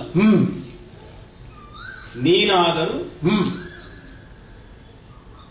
ಒಳ್ಳೆಯ ಶಬ್ದಗಳನ್ನು ಬಳಸಿ ಆತ್ಮಕ್ಕೆ ಸಮಾನನಾಗಿ ನೆಟ್ಟ ದೃಷ್ಟಿಯಿಂದ ಸ್ಪಷ್ಟತೆಯಿಂದ ಆರುವನಚರ ನೀನು ಎಂಬುದಾಗಿ ಕೇಳಿ. ಸಂಸ್ಕಾರವೇ ಸದಭಿರುಚಿಯ ಮಾತುಗಳನ್ನು ಆಡುವುದಕ್ಕೆ ಪ್ರೇರೇಪಣೆ ಕೊಡುತ್ತದೆ. ಅದು ನಿನ್ನಲ್ಲಿ ಸ್ಮರಣಗೊಳ್ಳುತ್ತಾ ಇದೆ. ಚಂದ್ರವಂಶೀಯನ ಪಾಂಡವ ಪಂಚಕರಲ್ಲಿ ಮಧ್ಯಮ ಅರ್ಜುನ ಅಂತ ನನ್ನ ಹೆಸರು. ಅರ್ಜುನ ನಾಮಕನೇ ಹಾಗೆ ಮಾತು ಗುಣವ ತಿಳಿಸಿತು, ಕುಲವ ನಾಲ್ಗೆ ಅರುಹಿತು.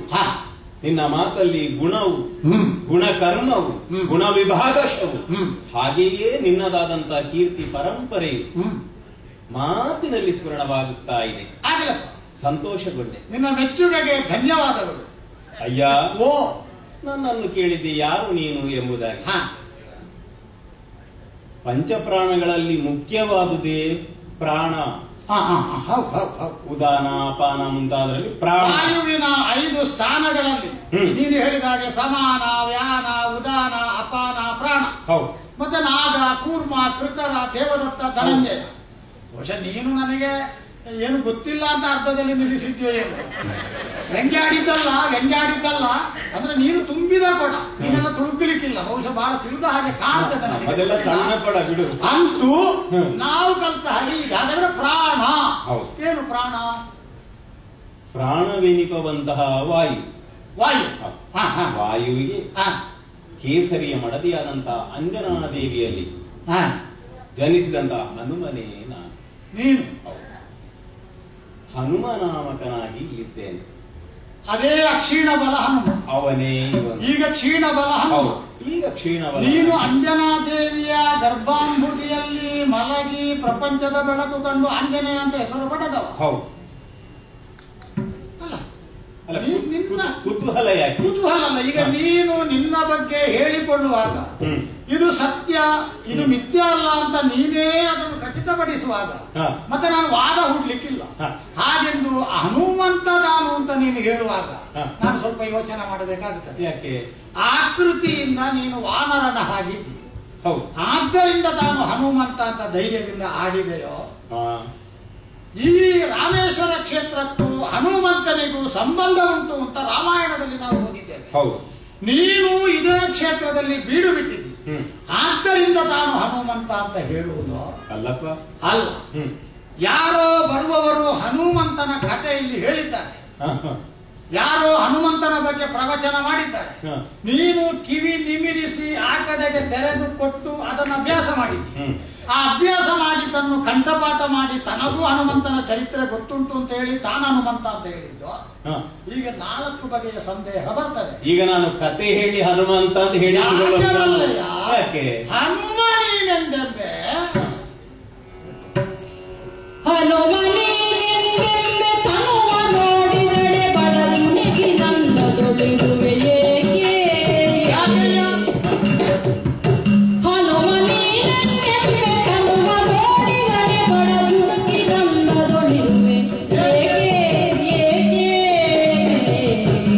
ಘನತರದ ಕಾಯ ಮಾತಕ್ಕೆಂದು ರುಚಿರುತ್ತಿರುವ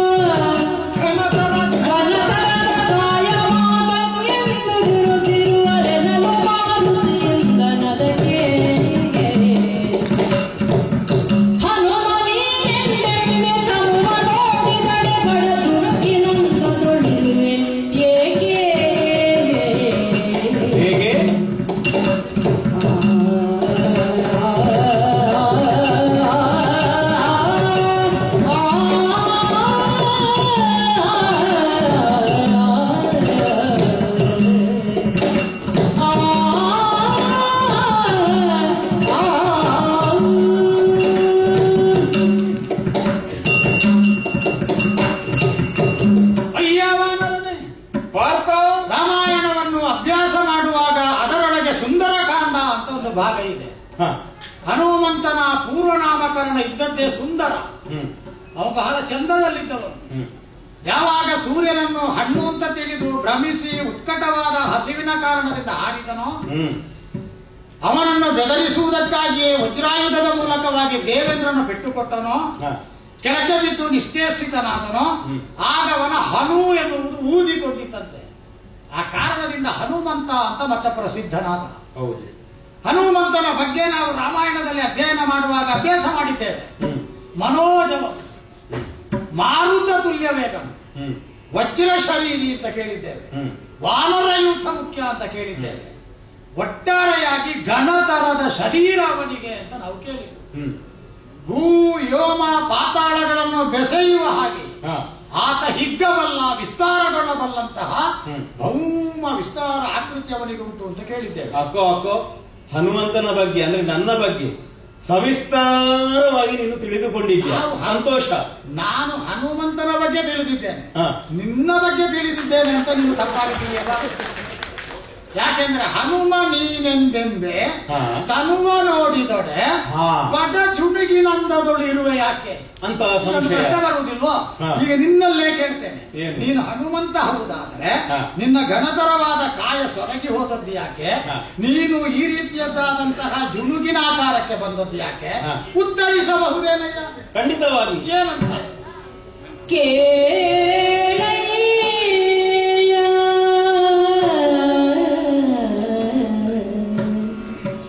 ನಮ್ಮ ತನು ಬಡವಾದುದ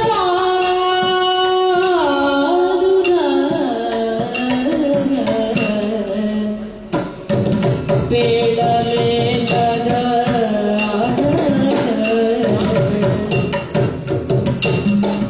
ಹಿಂದೆ ಶರದಿಗೆ ನೀಲ ಸೇತುವ ಕಟ್ಟಲು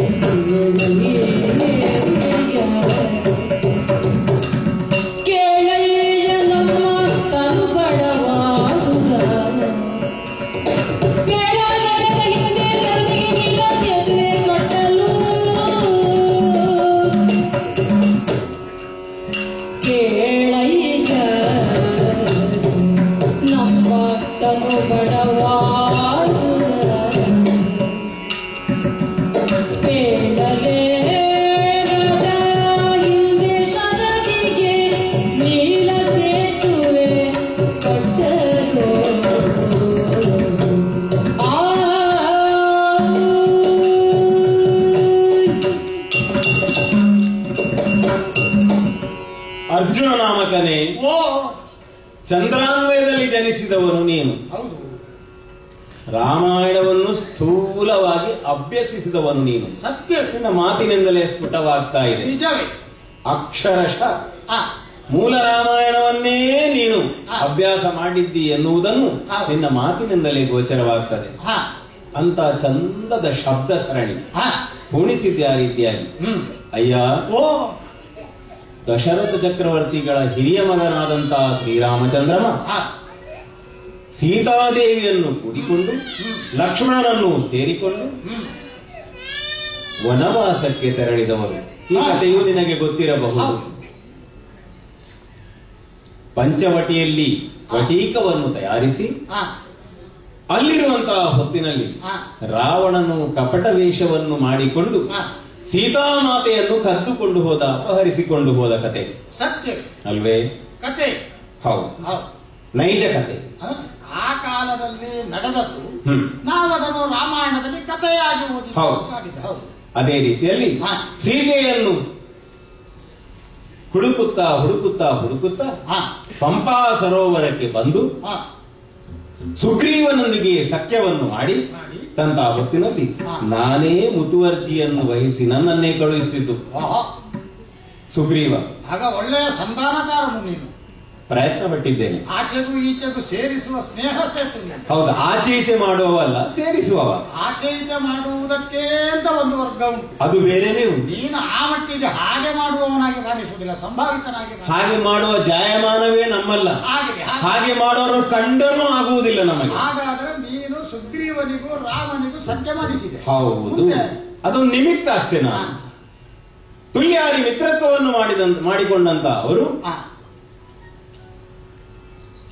ಸುಗ್ರೀವನ ಅಣ್ಣನಾದಂತ ವಾಲಿಯನ್ನು ಮತಿಸುವಲ್ಲಿ ಆತನ ಕೈವಾಡ ಇತ್ತು. ಹೌದು. ಆ ಬಳಿಕ ಹಾ. ಕಪಿವೀರರನ್ನೆಲ್ಲ ಸೇರಿಸಿ ಹ್ಮ್. ಕಾಣುವಂತಹ ಲವಣಾಂಬುದಿಗೆ ಸೇತುವನ್ನು ಬರೆಯುವಂತಹ ಕಾರ್ಯ. ಹಾ, ಹೌದು. 100 ಯೋಜನ ವಿಸ್ತೀರ್ಣವುಳ್ಳಂತಹ ಹಾ, ಈ ಲವಣಾಂಬುದಿಗೆ ಸೇತುವನ್ನು ಕಟ್ಟಬೇಕು. ಯಾಕೆ? ಹೌದು. ಸೀತೆಯನ್ನು ಕದ್ದುಕೊಂಡು ಹೋದವ ರಾವಣ ಹಾ, ಲಂಕೆ ಅಷ್ಟು ದೂರದಲ್ಲಿ ಉಂಟು. ಹಾ. ಅಲ್ಲಿರುವಂತಹ ಸೀತೆಯನ್ನು ಮರುಪಡೆಯಬೇಕು ಎನ್ನುವಂತಹ ಹುಮ್ಮಸ್ಸಿನಿಂದ ಹಾಗೂ ರಾವಣನನ್ನು ಮತಿಸಬೇಕು ಎನ್ನುವಂತಹ ಆಶೆಯಿಂದ ಹ್ಮ್. ಕೋದಂಡದಾರಿಯಾದಂತಹ ಶ್ರೀರಾಮಚಂದ್ರ ನಮ್ಮನ್ನೆಲ್ಲ ಸೇರಿಕೊಂಡು ಇದೇ ಪ್ರದೇಶಕ್ಕೆ ಬಂದಿದ್ದ. ಹ್ಮ್. ಹ್ಮ್. ಬಂದಂತ ಆತನು ಹ್ಮ್. ಲವಣಾಂಬುದಿಗೆ ಸೇತುವನ್ನು ಕಟ್ಟುವಲ್ಲಿ ನಮ್ಮನ್ನೆಲ್ಲ ಸೇರಿಸಿದ. ಹ್ಮ್. ಹ್ಮ್. ಹ್ಮ್. ಅಲ್ವೇ? ಹಾ, ಸೇತುವನ್ನು ಹೀಗೆ ಕಟ್ಟಲಿಕ್ಕೆ ಆಗ್ತದ. ಹಾ. ಅದಕ್ಕೆ ಕಲ್ಲು ಮರಗಳನ್ನು ಹ್ಮ್. ದೊಡ್ಡ ದೊಡ್ಡ ಬಂಡೆಗಳನ್ನೆಲ್ಲ ಹೊತ್ತು ತಂದು ಇದಕ್ಕೆ ಹಾಕಿದ್ದೇವೆ ನಾವು. ಹಾ, ಹಾ. ಆಳ ಅಷ್ಟುಂಟು. ಭೌತವಾದಂತಹ ವಸ್ತುಗಳಿಂದಲೇ ಹ್ಮ್. ಪ್ರೇರಿಸಲ್ಪಟ್ಟು ಒಟ್ಟಲ್ಪಟ್ಟು ನಳನೆಂಬ ಸಾಹಸಿಯಾದಂತಹ ವಾನರ ಶಿಲ್ಪಿಯ ಸಹಾಯದಿಂದ ನೀಲನ ನಿರ್ದೇಶದಂತೆ ಕಟ್ಟಲ್ಪಟ್ಟದ್ದು. ಹೌದು. ಕಟ್ಟಂತ ಸೇತುವೆ 5 ದಿನದಲ್ಲಿ ಈ ಸೇತುವೆ ಕಟ್ಟಲ್ಪಟ್ಟಿದೆ. 14, 20, 21, 22, 23 ಒಟ್ಟು ಸೇರಿಸುವಾಗ 100 ಯೋಜನ. ಹೌದು, ಹೌದು. 100 ಯೋಜನ ವಿಸ್ತೀರ್ಣವುಳ್ಳಂತಹ ಲವಣಾಂಬುದಿಗೆ ಹಾ. ಅಂದು ಕಟ್ಟಲು ಸಹಾಯ ಮಾಡಿದಂತಹ ನಾವೆಲ್ಲ ಓಹೋ, ಪೊತ್ತು ಕಲ್ಮರಂಗಳ ಸರಿಯಪ್ಪ. ದಣಿವಾಗಿತ್ತು. ಹಾಗಂತ ಹ್ಮ್. ದಣಿ ಆಗಬೇಕು ಅಂತಲ್ಲ. ಹ್ಮ್.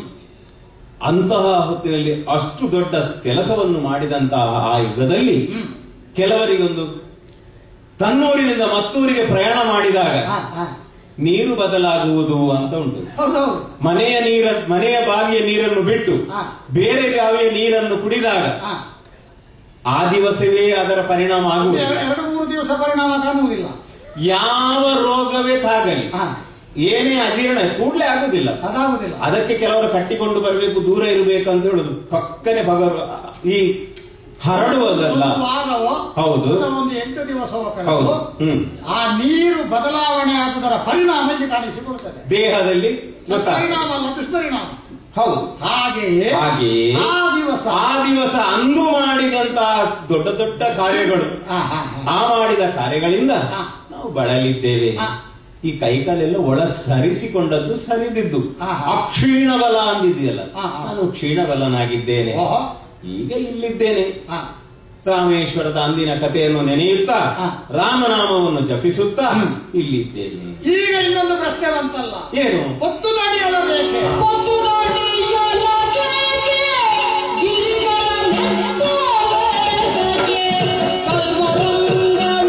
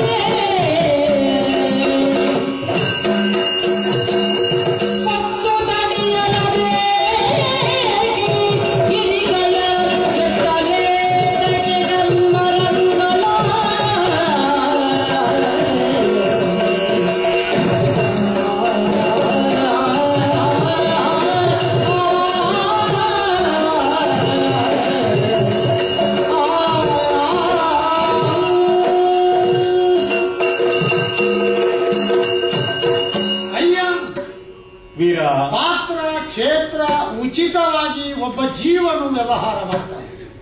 ಹೌದು. ತಾನು ಯಾವ ಕ್ಷೇತ್ರದಲ್ಲಿ ಇದ್ದೇನೆ, ತನ್ನ ಪಾತ್ರ ಆ ಕ್ಷೇತ್ರ ಸಂಬಂಧಿಯಾಗಿ ಯಾವುದು, ಇದನ್ನು ಅವಲೋಕನ ಮಾಡಿ ಅವನ ವ್ಯವಹಾರವನ್ನು ವರ್ತಮಾನದಲ್ಲಿ ಅವನು ಕಾಣಿಸ್ತಾನೆ.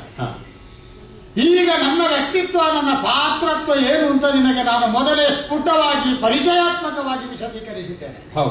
ಕ್ಷತ್ರಿಯೋತ್ಪನ್ನ ನಾನು. ನನ್ನ ನರನಾಡಿಗಳಲ್ಲಿ ಪ್ರವಹಿಸುತ್ತಿರುವುದು ಕ್ಷಾತ್ರ ಕರ್ಮಿಯಾದವನ ನೆತ್ತರು. ಆದ ಕಾರಣದಿಂದ ನನ್ನ ಪಾತ್ರ ರಾಜನ್ಯ ಕುಲದವನು ಎನ್ನುವುದೇ ಆಗಿದೆ.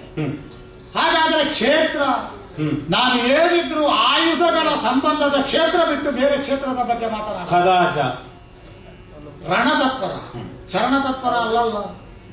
ಅದು ಹೇಳುತ್ತೆ ಅಂತ ಆಲೋಚನೆ ಮಾಡಿದಾಗ ಯಾರು ವರ್ಮನೋ ಅವನು ವರ್ಮನೇ ಆಗಬೇಕು, ಯಾರು ಶರ್ಮನೋ ಅವನು ಶರ್ಮನೇ ಆಗಬೇಕು, ಯಾರು ದತ್ತನೋ ಅವನು ದತ್ತನೇ ಆಗಬೇಕು. ಆದರೆ ದಾಸನೇ ಆಗಿರಬೇಕಾಗಿಲ್ಲ. ಸಾಧನೆಯಿಂದ ಮೇಲೆ ಹೋಗಬಹುದು ಅಂತ ಹೇಳುವುದನ್ನು ಮಹಾನ್ ಸಾಧಕರಾದಂತಹ ವಿಶ್ವರಥ ನಾಮಕರಣವನ್ನು ಹೊಂದಿದಂತಹ ಮಹಾನ್ ಸಾಧಕನಾದಂತಹ ವಿಶ್ವಾಮಿತ್ರ ಕಾಣಿಸಿಕೊಟ್ಟದ್ದುಂಟು ಒಂದು ಕಾಲದಲ್ಲಿ. ಬಿಟ್ಟು ಬಿಡೋಣ, ವಿಷಯಾಂತರಕ್ಕೆ ಹೋಗುವುದು ಬೇಡ. ಹಾಗಾದರೆ ನಾನೀಗ ಕ್ಷೇತ್ರ ಪಾತ್ರ ಧರ್ಮವನ್ನು ಯಾಕೆ ಉಲ್ಲೇಖಿಸಿದೆ? ಅದೇ ಪ್ರಶ್ನೆ. ಅದಕ್ಕೊಂದು ಕಾರಣ ಉಂಟು. ಏನು? ಈಗ ಹೊತ್ತು ತಡೆಯಲದೇಕೆ ಪರ್ವತಗಳ, ಎತ್ತಲೇತಕ್ಕೆ ಕಲ್ಮರಂಗಳ, ಮತ್ತೆ ತಂದು ಒಟ್ಟಲೇತಕ್ಕೆ. ಈಗ ಉದಾಹರಣೆಗೆ ಮೊದಲನೇ ದಿವಸ ನೀವು 14 ಯೋಜನದಷ್ಟು ಉದ್ದಕ್ಕೆ ಕಟ್ಟಿದ್ದೀರಿ. ಈಗ ಹೊತ್ತುಕೊಂಡು ಹೋಗುವುದಲ್ಲ, 14 ಯೋಜನ ಕಟ್ಟುವುದಲ್ಲ, ಕಟ್ಟಿ ಅಲ್ಲೇ ಮಲಗಲಿಕ್ಕಿಲ್ಲಲ್ಲ, ಮಲಗಿದ್ರೆ ಬರ್ಲಿಕ್ಕೆ ಉಂಟು. ಬೀಡು ಬಿಟ್ಟಲ್ಲಿ ನಿಮ್ಮ ಬಿಡದಿಯಲ್ಲಿ ಉಳಿಬೇಕು. ಪುನಃ ನಾಳೆ 14 ಯೋಜನ ಹೋಗುವುದು, ಪುನಃ 20 ಯೋಜನ ಕಟ್ಟುದು, 34 ಯೋಜನ ಆಯ್ತಲ್ಲ. 34 ಯೋಜನ ಮಾಡಿ ಅಲ್ಲಿ ನಿಲ್ಲುವುದಿಲ್ಲಲ್ಲ. ಬಿತ್ತರಿ ಪಡೆ ಆಚೆಗೆ ಈಚೆಗೆ ನೀವು ಅಲೆಯುತ್ತಾ ಇರುವುದು. ಹಾಗಾದರೆ ಈಗ ನನ್ನ ಸಮಸ್ಯೆ, ಈ ಕ್ಷೇತ್ರ ಈ ಪಾತ್ರಕ್ಕೆ ಸಂಬಂಧಿಸಿ ರಾಮನು ನನ್ನ ಹಾಗೆ ಇದ್ದವನು. ಹೊತ್ತು ತಡೆಯಲದೇಕೆ ಪರ್ವತಗಳ, ಎತ್ತಲೇತಕ್ಕೆ ಕಲ್ಮರಂಗಳ. ಹಾಗಾದ್ರೆ ಅದನ್ನು ಅಷ್ಟು ಕಷ್ಟಪಟ್ಟು ಕಟ್ಟುವುದಕ್ಕಿಂತ ಪರ್ಯಾಯ ಅಂತ ಒಂದು ಶಬ್ದ ಉಂಟು. ಇದು ಇದಕ್ಕೆ ಅಲ್ಲದೆ ಹೋದರೆ ಅದರಿಂದ ಇದನ್ನು ಸಾಧಿಸುವುದಕ್ಕಾಗುತ್ತದೆ. ಅದಕ್ಕೆ ಪರ್ಯಾಯ ಕ್ರಮ ಅಂತ ಹೆಸರು. ಹೇಗೆ? ಅನುಮತಿ ಕೊಟ್ಟರೆ ಹೇಳಿಬಿಡ್ವಾ? ಅನುಮತಿ ಯಾಕೆ? ಸೇತುವನ್ನು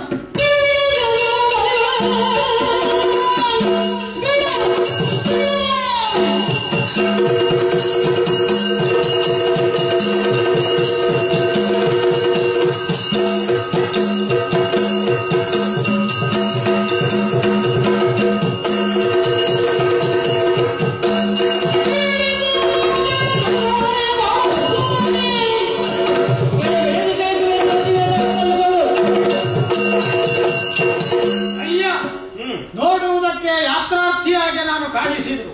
ಹೌದು. ನನ್ನ ಭುಜದಂಡೆಯ ಮೇಲೆ ಇಳಿಬಿಟ್ಟಂತ ಆಜಾನುಬಾಹುತ್ವಕ್ಕೆ ಸಾಟಿಯಾಗಬಹುದಾದಂತ ಬಿಲ್ಲನ್ನು ನೋಡಿದ್ಯಾ? ಧನುಷರಗಳನ್ನು ಕಂಡಿದ್ದೇನೆ. ನನ್ನ ಬೆನ್ನಿಗೆ ಕಟ್ಟಲ್ಪಟ್ಟಂತಹ ಶರಾಸನ ಅರ್ಥಾತ್ ತೂಣೀರವನ್ನು ಕಂಡಿದ್ಯಾ? ಅದರಿಂದ ಬಗೆ ಬಗೆಯಲ್ಲಿ ಪುಂಖಾನುಪುಂಖವಾಗಿ ಬಾಣಗಳನ್ನು ಸೆಳೆದು ಬಿಡುಬಿಡಿ ಸೇತುವನ್ನು ಬಲಿಬಡ ಕಟುಕ ಹನವೇ ಎಡೆಬಿಡದೆ ಬಾಣ ಮುಖದಿಂದ ದೃಢತರ ಸೇತುವೆ. ಆಗ ನೀವು ಕಟ್ಟುವಾಗ ಹೇಗೆ ಬಿರುಕಿಲ್ಲದ, ಒಡಕಿಲ್ಲದ, ಸಿಡುಕಿಲ್ಲದ ಸೇತುವೆ ಕಟ್ಟಿದ್ದೀರೋ, ನಾನು ಹಾಗೆ ಎಡೆ ಬಿಡದೆ ಇದು ಆ ಸೇತುವೆಯೋ ಈ ಸೇತುವೆಯೋ ಅಂತ ಉಳಿದವರಿಗೆ ತಲೆಬಿಸಿ ಹಾಕುವ ಹಾಗೆ ಬಾಣ ಮುಖದಿಂದ ನಾನು ಸೇತುವೆಯನ್ನು ಕಟ್ಟಿಯೇನು.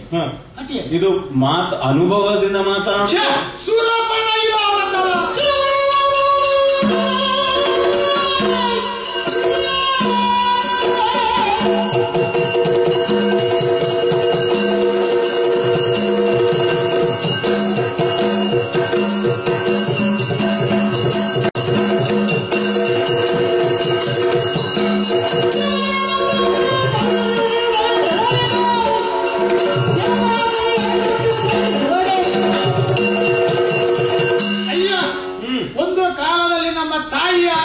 ಕುಂತಿ ಮಾತೆ ಸವತಿ ಎನ್ನುವ ಹಾಗೆ ಕರೆಯಬಹುದಾದ ಅಥವಾ ದಾಯವಾದಿ ಪಂಥಕ್ಕೆ ಒಳಗಾದಂತ ಗಾಂಧಾರಿ ಕೌರವರು ಅಂತಿದ್ದಾರೆ ನಮ್ಮಲ್ಲಿ.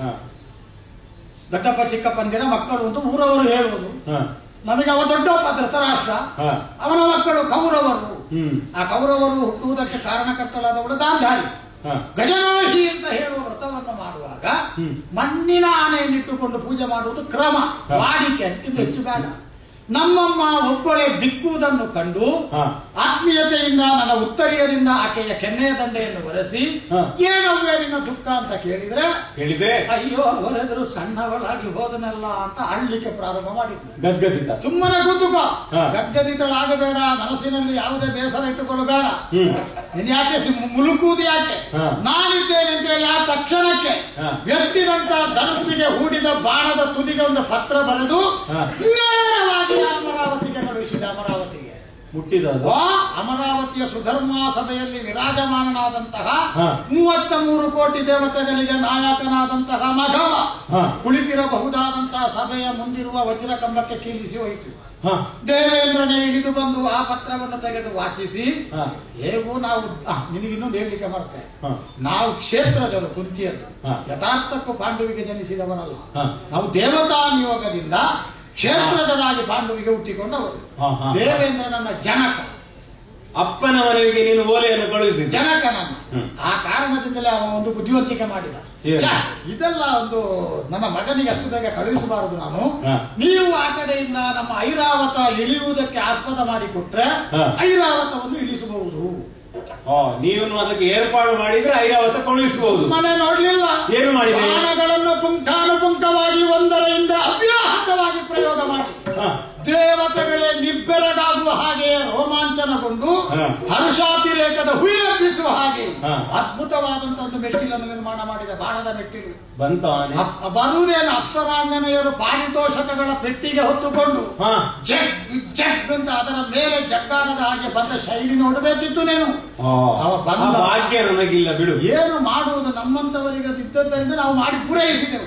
ಹಾಗಾಗಿ ಸುರಪನ ಐರಾವತವ ತರಿಸಿಯೇ ನಾನು.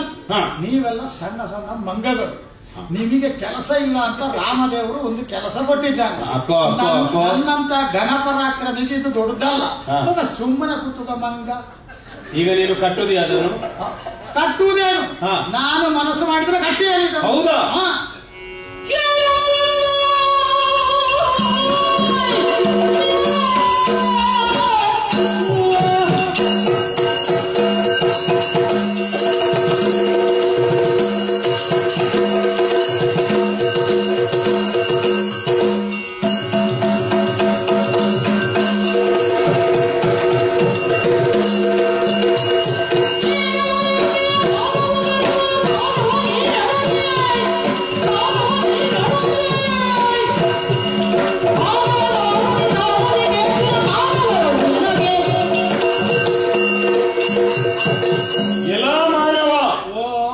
ಮಾನವನು ಸಂಭಾವಿತನಾಗಿ ಕಂಡು ಒಳ್ಳೆಯ ಶಬ್ದಗಳಿಂದ ವಾಕ್ಯರಚನೆಯನ್ನು ಮಾತನಾಡುತ್ತಾ ಇದ್ದಾನೆ ಎಂಬುದಾಗಿ ಹೇಳಿದ್ರೆ ಏನು ನನ್ನ ದೇವನನ್ನು ನಿಂದಿಸ್ತೀಯೋ, ಏನು ನೀನು ಐರಾವತನು ಮೇಲಿನಿಂದ ಕೆಳಗೆ ಇಳಿಸಿದ್ಯೋ, ಬಾಣದಿಂದ ಸೇತುವನ್ನು ಕಟ್ಟಿದ್ಯೋ. ನೀನು ಕಟ್ಟಿದ್ರೆ ಏನು ಮಾಡ್ತೇನೆ ಗೊತ್ತುಂಟ? ನಾನು ಮಾಡ್ತೀನಿ.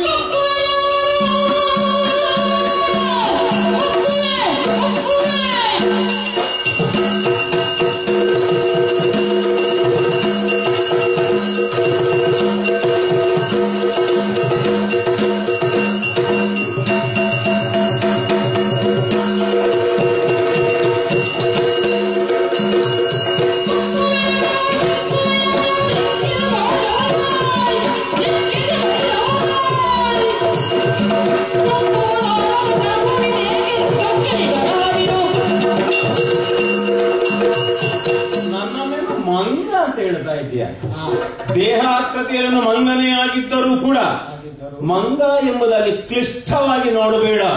ನಾನು ಮನಸ್ಸು ಮಾಡಿದೆ ಎಂದಾದರೆ ಮುಕ್ಕುವೆ ಜಗವನ್ನು, ತಿಕ್ಕುವೆ ಯಮನನು.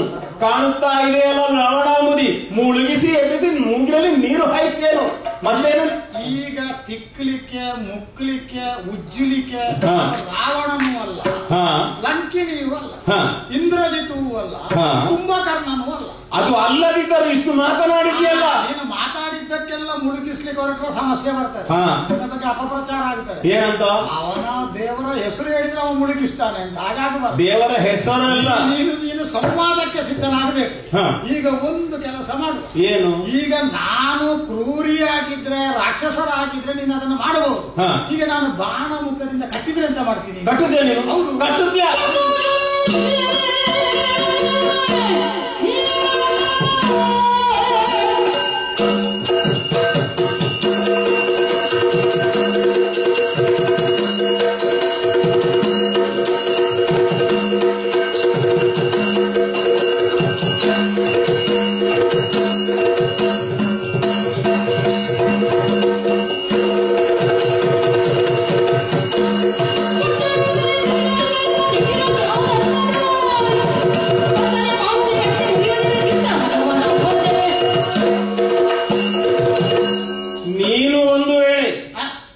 ನಿನ್ನದಾದಂತಹ ಬಾಣಮುಖೇನವಾಗಿ ಮಾರ್ಗಣ ಮುಖೇನವಾಗಿ ಮಾರ್ಗವನ್ನು ನಿರ್ಮಿಸಿದೆ, ಇದರಲ್ಲಿ ಸೇತುವನ್ನು ಬಂಧಿಸಿದೆ ಎಂದಾದರೆ ನೀನು ಕಟ್ಟಿ ಕಣ್ಣು ಬಿಡುವುದರ ಒಳಗೆ ನಾನು ಎಡಗಾಲಿಂದ ಹೊಡೆ ತುಳಿ ಹೊಡಿ ಎಲ್ಲ ಒಂದು ಮಂಗನಿಗೆ ಇಷ್ಟು ಉಂಟಂತೆ, ಮಾನವರಿಗೆ ಎಷ್ಟಿಲ್ಲ. 3 ಬಾರಿ.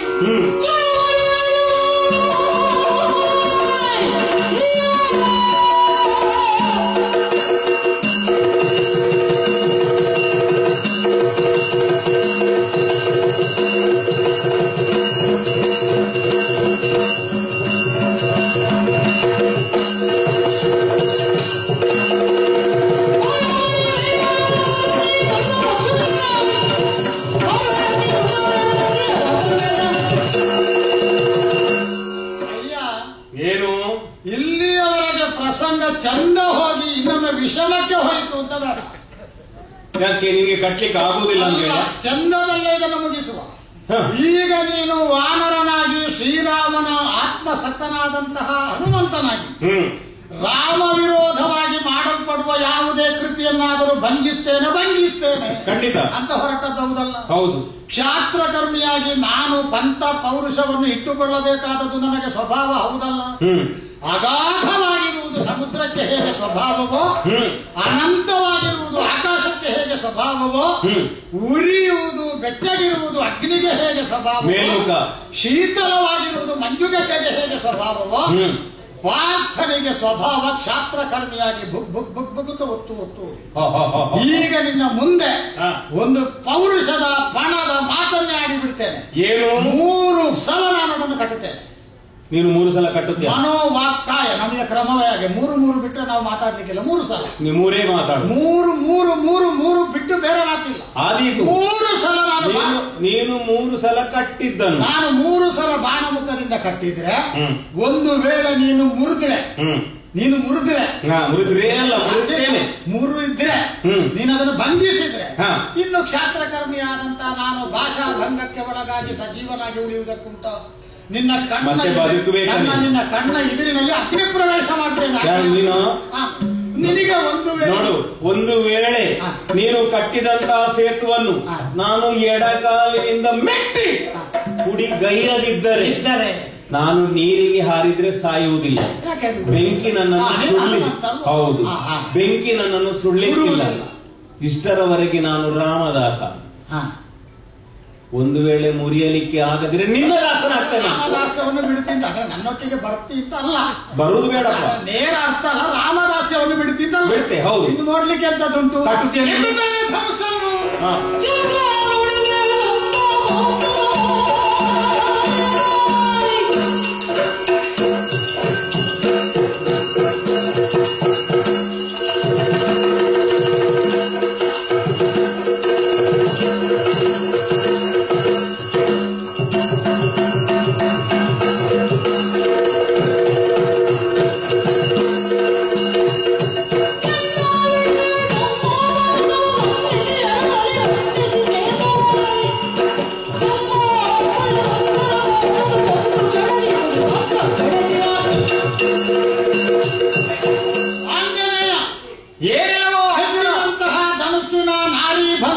ಶಿಥಿಲವಾಗದ ಹಾಗೆ ಮತ್ತೆ ಗಟ್ಟಿ ಮಾಡಿ ನನ್ನ ಅದ್ಭುತವಾದಂತಹ ಈ ತೂಣೀರದಿಂದ ತೆಗೆಯಲ್ಪಟ್ಟಂತಹ ಬಾಣಗಳನ್ನು ಒಂದೊಂದಾಗಿ ಅಕ್ಷಯ ಮಾಡಿ ಪ್ರಯೋಗಿಸಿ ಕಟ್ಟಿದ್ದೇನೆ ಸೇತುವೆ. ಮುರಿ ನೋಡು, ನೀನು ಪ್ರಯೋಗಿಸಿ ಕಟ್ಟಿದಂತ ಒಂದು ಹೋಯ್ತು. ಹೌದು, ಹಾಗೆ ಅಂತ ಹೇಳಿ ನಾನು ಆಶಾವಾದಿ. ಅರ್ಧ ಪಾತ್ರೆಯಲ್ಲಿ ನೀರು ತುಂಬಿದ್ರೆ ಅಯ್ಯೋ ಅರ್ಧವೇ ತುಂಬಿದ್ದೆ, ನನ್ನ ಪ್ರಾರಬ್ಧವೇ. ನಮ್ಮ ಅಜ್ಜಿ ಹೇಳ್ತಾ ಇದ್ಲು, ನಾನು ಎಲ್ಲಿ ಹೋದ್ರು ಅರ್ಧವೇ ಅಂತ. ಹಾಗೆ ಹೇಳಲಿಕ್ಕಿಲ್ಲಂತೆ. ಅರ್ಧವಾದರೂ ತುಂಬಿದೆ ಅಲ್ಲ, ಅಷ್ಟಾದ್ರೂ ಉಂಟಲ್ವೋ? ಅಷ್ಟು ತುಂಬಿಸುವುದಕ್ಕೆ ಆಶೆ ಬೇಕು, ಅಷ್ಟು ತುಂಬಿಸುವುದಕ್ಕೆ ಪಾತ್ರವಾದರೂ ಉಂಟಲ್ಲ. ಇದು ಇಲ್ಲದವರು ಎಷ್ಟು ಮಂದಿ ಅಂತ ನಾವು ಯೋಚಿಸಬೇಕಂತೆ. ಎರಡನೇ ಬಾಣವನ್ನು ತಗೊಂಡಿದ್ದೇನೆ,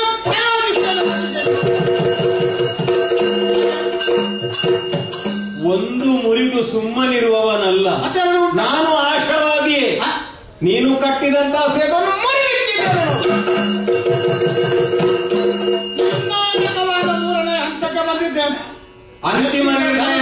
ಬಾಣವನ್ನು ಕೋದು ನನ್ನ ಗುರುಗಳ ಪದಯುಗ್ಮಗಳನ್ನು ಧ್ಯಾನಿಸಿ ತಾಯಿಗೆ ಇಲ್ಲಿಂದಲೇ ನಮಸ್ಕಾರವನ್ನು ಮಾಡಿ ಯುಧಿಷ್ಠಿರನನ್ನು ಭಾವನಾತ್ಮಕವಾಗಿ ಆಲಿಂಗಿಸಿ ಎಲ್ಲರನ್ನೂ ಜ್ಞಾಪಿಸು. ಜೀವನ ಬಲ ಬರಲಿ ಎನ್ನುವ ಹಾಗೆ ಆರ್ಥಿಕವಾಗಿ ಹಾರೈಸಿ ಯಮಳರಾದಂತಹ ನಕುಲ ಸಹದೇವರ ಹಾರೈಕೆಯಲ್ಲಿ ಅಂತ ಭಾವಿಸಿ ಯಾಜ್ಞಸೇನಿಯ ಪ್ರೀತಿಯ ವಿಶೇಷವಾದಂತಹ ಶುಭ ಹಾರೈಕೆ ಇರಲಿ ಅಂತ ಭಾವಿಸಿ ಎತ್ತಿದ್ದೇನೆ, ಹುಟ್ಟಿದ್ದೇನೆ, ಕಟ್ಟಿದ್ದೇನೆ.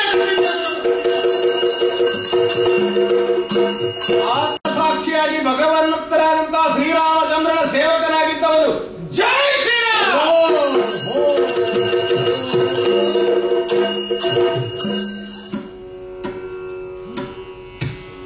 ಎಲೆ ಮಾನವನಿ ಸಲೆ ಕೈ ಚಳಕದಿ ಬಲಿದಿಹ ಕೇತು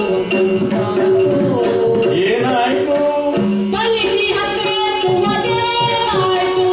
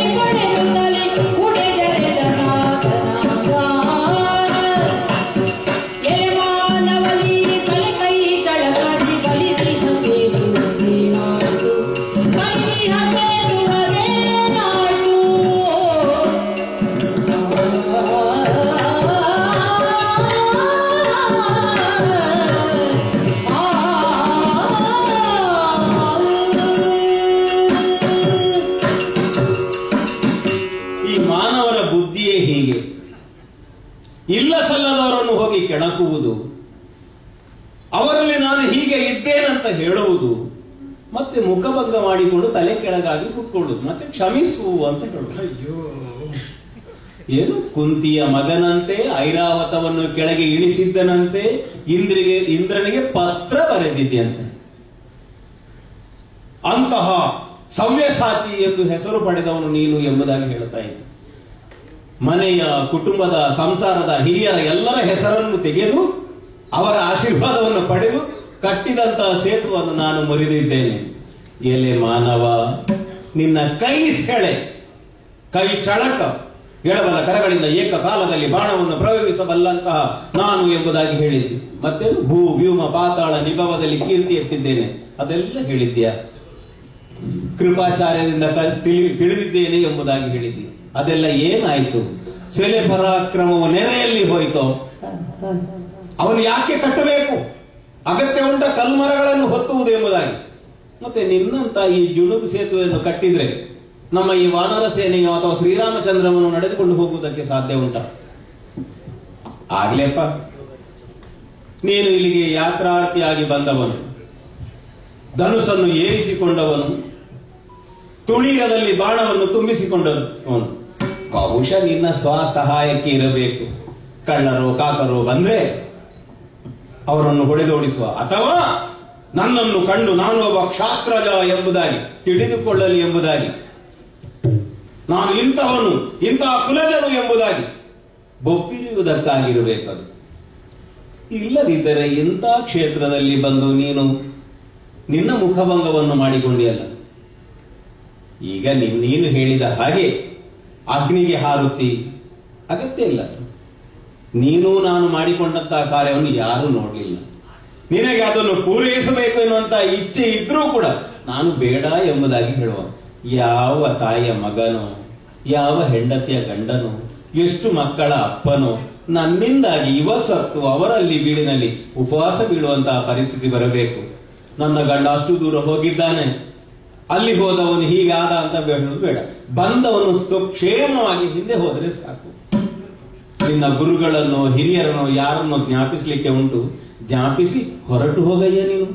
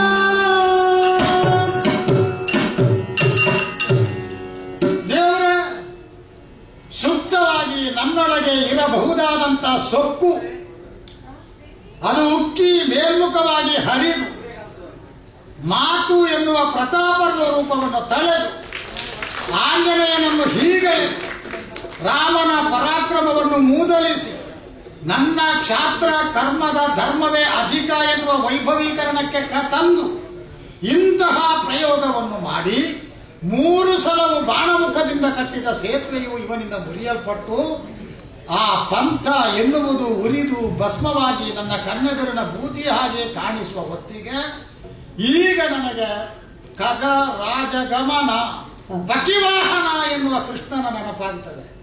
ಇಲ್ಲಿಯವರೆಗೆ ನನಗೆ ಕೃಷ್ಣನ ನೆನಪೇ ಬರಲಿಲ್ಲ. ಆ ಪುಣ್ಯಾತ್ಮ ಅಷ್ಟೂ ಸಲ ಸೇತುವೆಯನ್ನು ಮುರಿವಾಗಲೂ ಜೈ ಶ್ರೀರಾಮ ಅಂತ ಹೇಳುವುದು ಕೇಳ್ತಾ ಇತ್ತು. ನಾನು ಒನ್ನಾದರೂ ಕಟ್ಟುವಾಗ ರಾಮನ ಕೃಷ್ಣನ ಹೆಸರು ಹೇಳಿದ್ದೇನೋ, ಜೈ ಯದುನಂದನ ಅಂತ ಹೇಳಿದ್ದೇನೋ, ಜೈ ಮುರಾರಿ ಅಂತ ಹೇಳಿದ್ದೇನೋ, ಜೈ ಮುಕುಂದ ಅಂತ ಹೇಳಿದ್ದೇನೋ, ಭಕ್ತವತ್ಸಲ ಜನಾರ್ದನ ಕೃಪಾಕರ ಅಂತ ಕರೆದಿದ್ದೇನೋ. ಹಾಗಾದರೆ ನನ್ನ ಒಳಗಿರಬಹುದಾದಂತ ಅದಕ್ಕೆ ಶ್ರೀಕೃಷ್ಣನ ಕೃಪಾವರಣ ಇಲ್ಲದೆ ಹೋದರೆ ಅದು ವ್ಯರ್ಥ ಅಂತ ಈಗ ನಿರೂಪಿತವಾಯಿತು.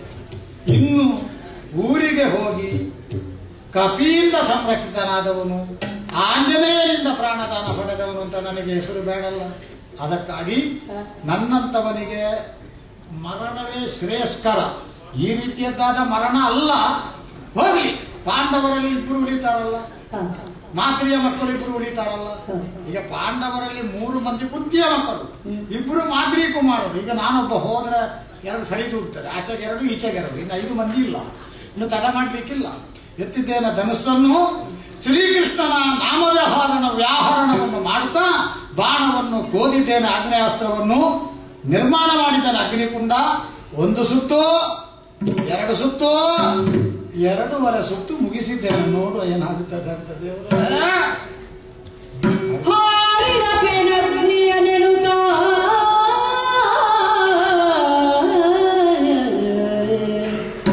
ಮನವಾರೆ ನಿಂದಿರೆ ವೃದ್ಧ ವಿಪ್ರಾಕಾರದಲ್ಲಿ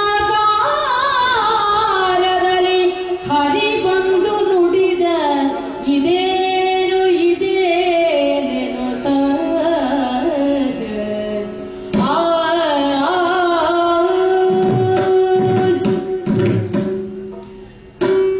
ಆಂಜನೇಯ ಹಾಗೂ ಅರ್ಜುನರ ನಡುವೆ ವಾದ ಉಂಟಾಗಿ ಅದು ವಿವಾದಕ್ಕೆ ತಿರುಗಿ ಪಂಥ ಏರ್ಪಟ್ಟು ಪಣವನ್ನೇ ಒಡ್ಡಿ ಪರಿಣಾಮ ಅರ್ಜುನ ಅಗ್ನಿಗುಂಡಕ್ಕೆ ಪ್ರದಕ್ಷಿಣೆ ಬರುವಲ್ಲಿವರೆಗೆ ಮುಂದುವರಿದು ಹೋಯಿತು. ಹೇಳಿ ಕೇಳಿ ಉಭಯರೂ ನನ್ನ ಭಕ್ತರೇ ಆಗಿದ್ದಾರೆ. ಇವರ ನಡುವೆ ಉಂಟಾದಂತಹ ಈ ಕಹಿ ಭಾವವನ್ನು ಹೋಗಲಾಡಿಸಿ ಉಭಯರು ಸವಿಭಾವವನ್ನು ಉಂಟು ಮಾಡುವ ನನ್ನ ಒಂದು ಉದ್ದೇಶದ ಒಂದಿಗೆ ಇನ್ನೊಂದು ಮುಖ್ಯ ಉದ್ದೇಶ ಉಂಟು. ಇಬ್ಬರೂ ಭಕ್ತರಾದರೂ ಕೂಡ ಇಬ್ಬರಲ್ಲಿಯೂ ನಾನು ಸಮಾನ ದೋಷವನ್ನು ಕಾಣ್ತಾ ಇದ್ದೇನೆ. ಅರ್ಜುನ ಹಾಗೂ ಆಂಜನೇಯರು ವಿದ್ಯಾವಂತರೂ ಹೌದು, ಬುದ್ಧಿವಂತರೂ ಹೌದು, ಪ್ರಾಜ್ಞರೂ ಹೌದು, ಸದ್ಗುಣವಂತರೂ ಹೌದು, ಪರಾಕ್ರಮಿಗಳೂ ಹೌದು ಎನ್ನುವ ನೆಲೆಯಲ್ಲಿ ದೇವರಿಗೆ ಬಹಳ ಪ್ರಿಯರಾದವರು, ದೇವರಿಗೆ ಹತ್ತಿರವಾದವರು. ಆದರೆ ದೋಷ ಏನು ಅಂತ ಹೇಳಿದ್ರೆ, ಅವರು ತಮ್ಮನ್ನು ತಾವು ಎಷ್ಟು ತಿಳಿದುಕೊಂಡಿದ್ದಾರೋ ಅಷ್ಟು ಮುಂದೆ ಇದ್ದವನನ್ನು ತಿಳಿದುಕೊಳ್ಳುವುದಕ್ಕೆ ಪ್ರಯತ್ನವನ್ನೇ ಮಾಡಲಿಲ್ಲ. ಈ ಪ್ರಪಂಚದಲ್ಲಿ ಮನುಷ್ಯ ವರ್ಗದಲ್ಲಿ ನಾವು ಕಾಣುತ್ತಿರುವಂತಹ ದೊಡ್ಡ ದೋಷವೇ ಇದು. ಆಯುಷ್ಯದಲ್ಲಿ ಬಹುಪಾಲು ಇನ್ನೊಬ್ಬರನ್ನು ವಿಮರ್ಶಿಸುವುದಕ್ಕೆ, ಟೀಕಿಸುವುದಕ್ಕೆ ವ್ಯಯಿಸುತ್ತಾರೆ. ತಮ್ಮನ್ನು ತಾವು ವಿಮರ್ಶಿಸಿಕೊಳ್ಳುವುದಕ್ಕೆ, ಟೀಕಿಸುವುದಕ್ಕೆ ಕಿಂಚಿತ್ ಅವಧಿಯನ್ನಿಡುತ್ತಾರೆ. ಅದೇ ತನ್ನನ್ನು ತಾನು ಹೊಗಳಿಕೊಳ್ಳುವುದಕ್ಕೆ, ತನ್ನ ಹಿರಿಮೆಯನ್ನು ಹೆಚ್ಚಿಸಿಕೊಳ್ಳುವುದಕ್ಕೆ ಆಯುಷ್ಯದ ಬಹುಪಾಲು ವ್ಯಯಿಸುತ್ತಾರೆ. ಇನ್ನೊಬ್ಬನ ಹಿರಿಮೆಯನ್ನು ಗುರುತಿಸಿಕೊಳ್ಳುವಲ್ಲಿ ಸೋಲ್ತಾರೆ. ಇಬ್ಬರಲ್ಲಿ ಉಂಟಾದಂತಹ ದೋಷವೇ ಅದು. ಒಬ್ಬನು ಇನ್ನೊಬ್ಬನನ್ನು ಅರ್ಥ ಮಾಡಿಕೊಳ್ಳಲಿಲ್ಲ. ಆದ್ದರಿಂದ ಅರ್ಜುನನ ದೋಷಕ್ಕೆ ಈಗಾಗಲೇ ಪರಿಹಾರದ ರೂಪದಲ್ಲಿ ಒಂದು ಘಟನೆ ನಡೆದು ಹೋಯಿತು. 2 ಸುತ್ತು ಬಂದಿದ್ದಾನೆ. ಹಾಗಿದ್ರೆ ತಾನು ಏನು ಅಂತ ಹೇಳಿ ತಿಳಿದುಕೊಳ್ಳುವಲ್ಲಿ ಸಫಲನಾಗಿದ್ದಾನೆ. ಇನ್ನೊಬ್ಬನ ಬಗ್ಗೆ ತಿಳಿದುಕೊಳ್ಳಬೇಕು ಎನ್ನುವಂತಹ ಒಂದು ಉತ್ಕಟವಾದಂತಹ ಅಭಿಲಾಷೆ ಅವನ ಅಂತರಂಗದಲ್ಲಿ ಮೂಡಿ ಬಂದಿದೆ. ಈಚೆ ಇದ್ದವನಲ್ಲಿ ಆ ಘಟನೆ ಇನ್ನೂ ನಡೆಯಬೇಕಾದ ಕಾರಣ, ಅಲ್ಲಿಗೆ ಹೋಗಬೇಕಾದದ್ದು ಅನಿವಾರ್ಯ. ಈ ರೂಪದಿಂದ ಹೋಗುವುದಲ್ಲ.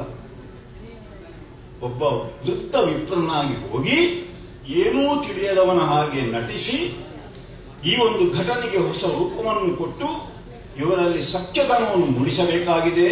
ಆದ್ದರಿಂದ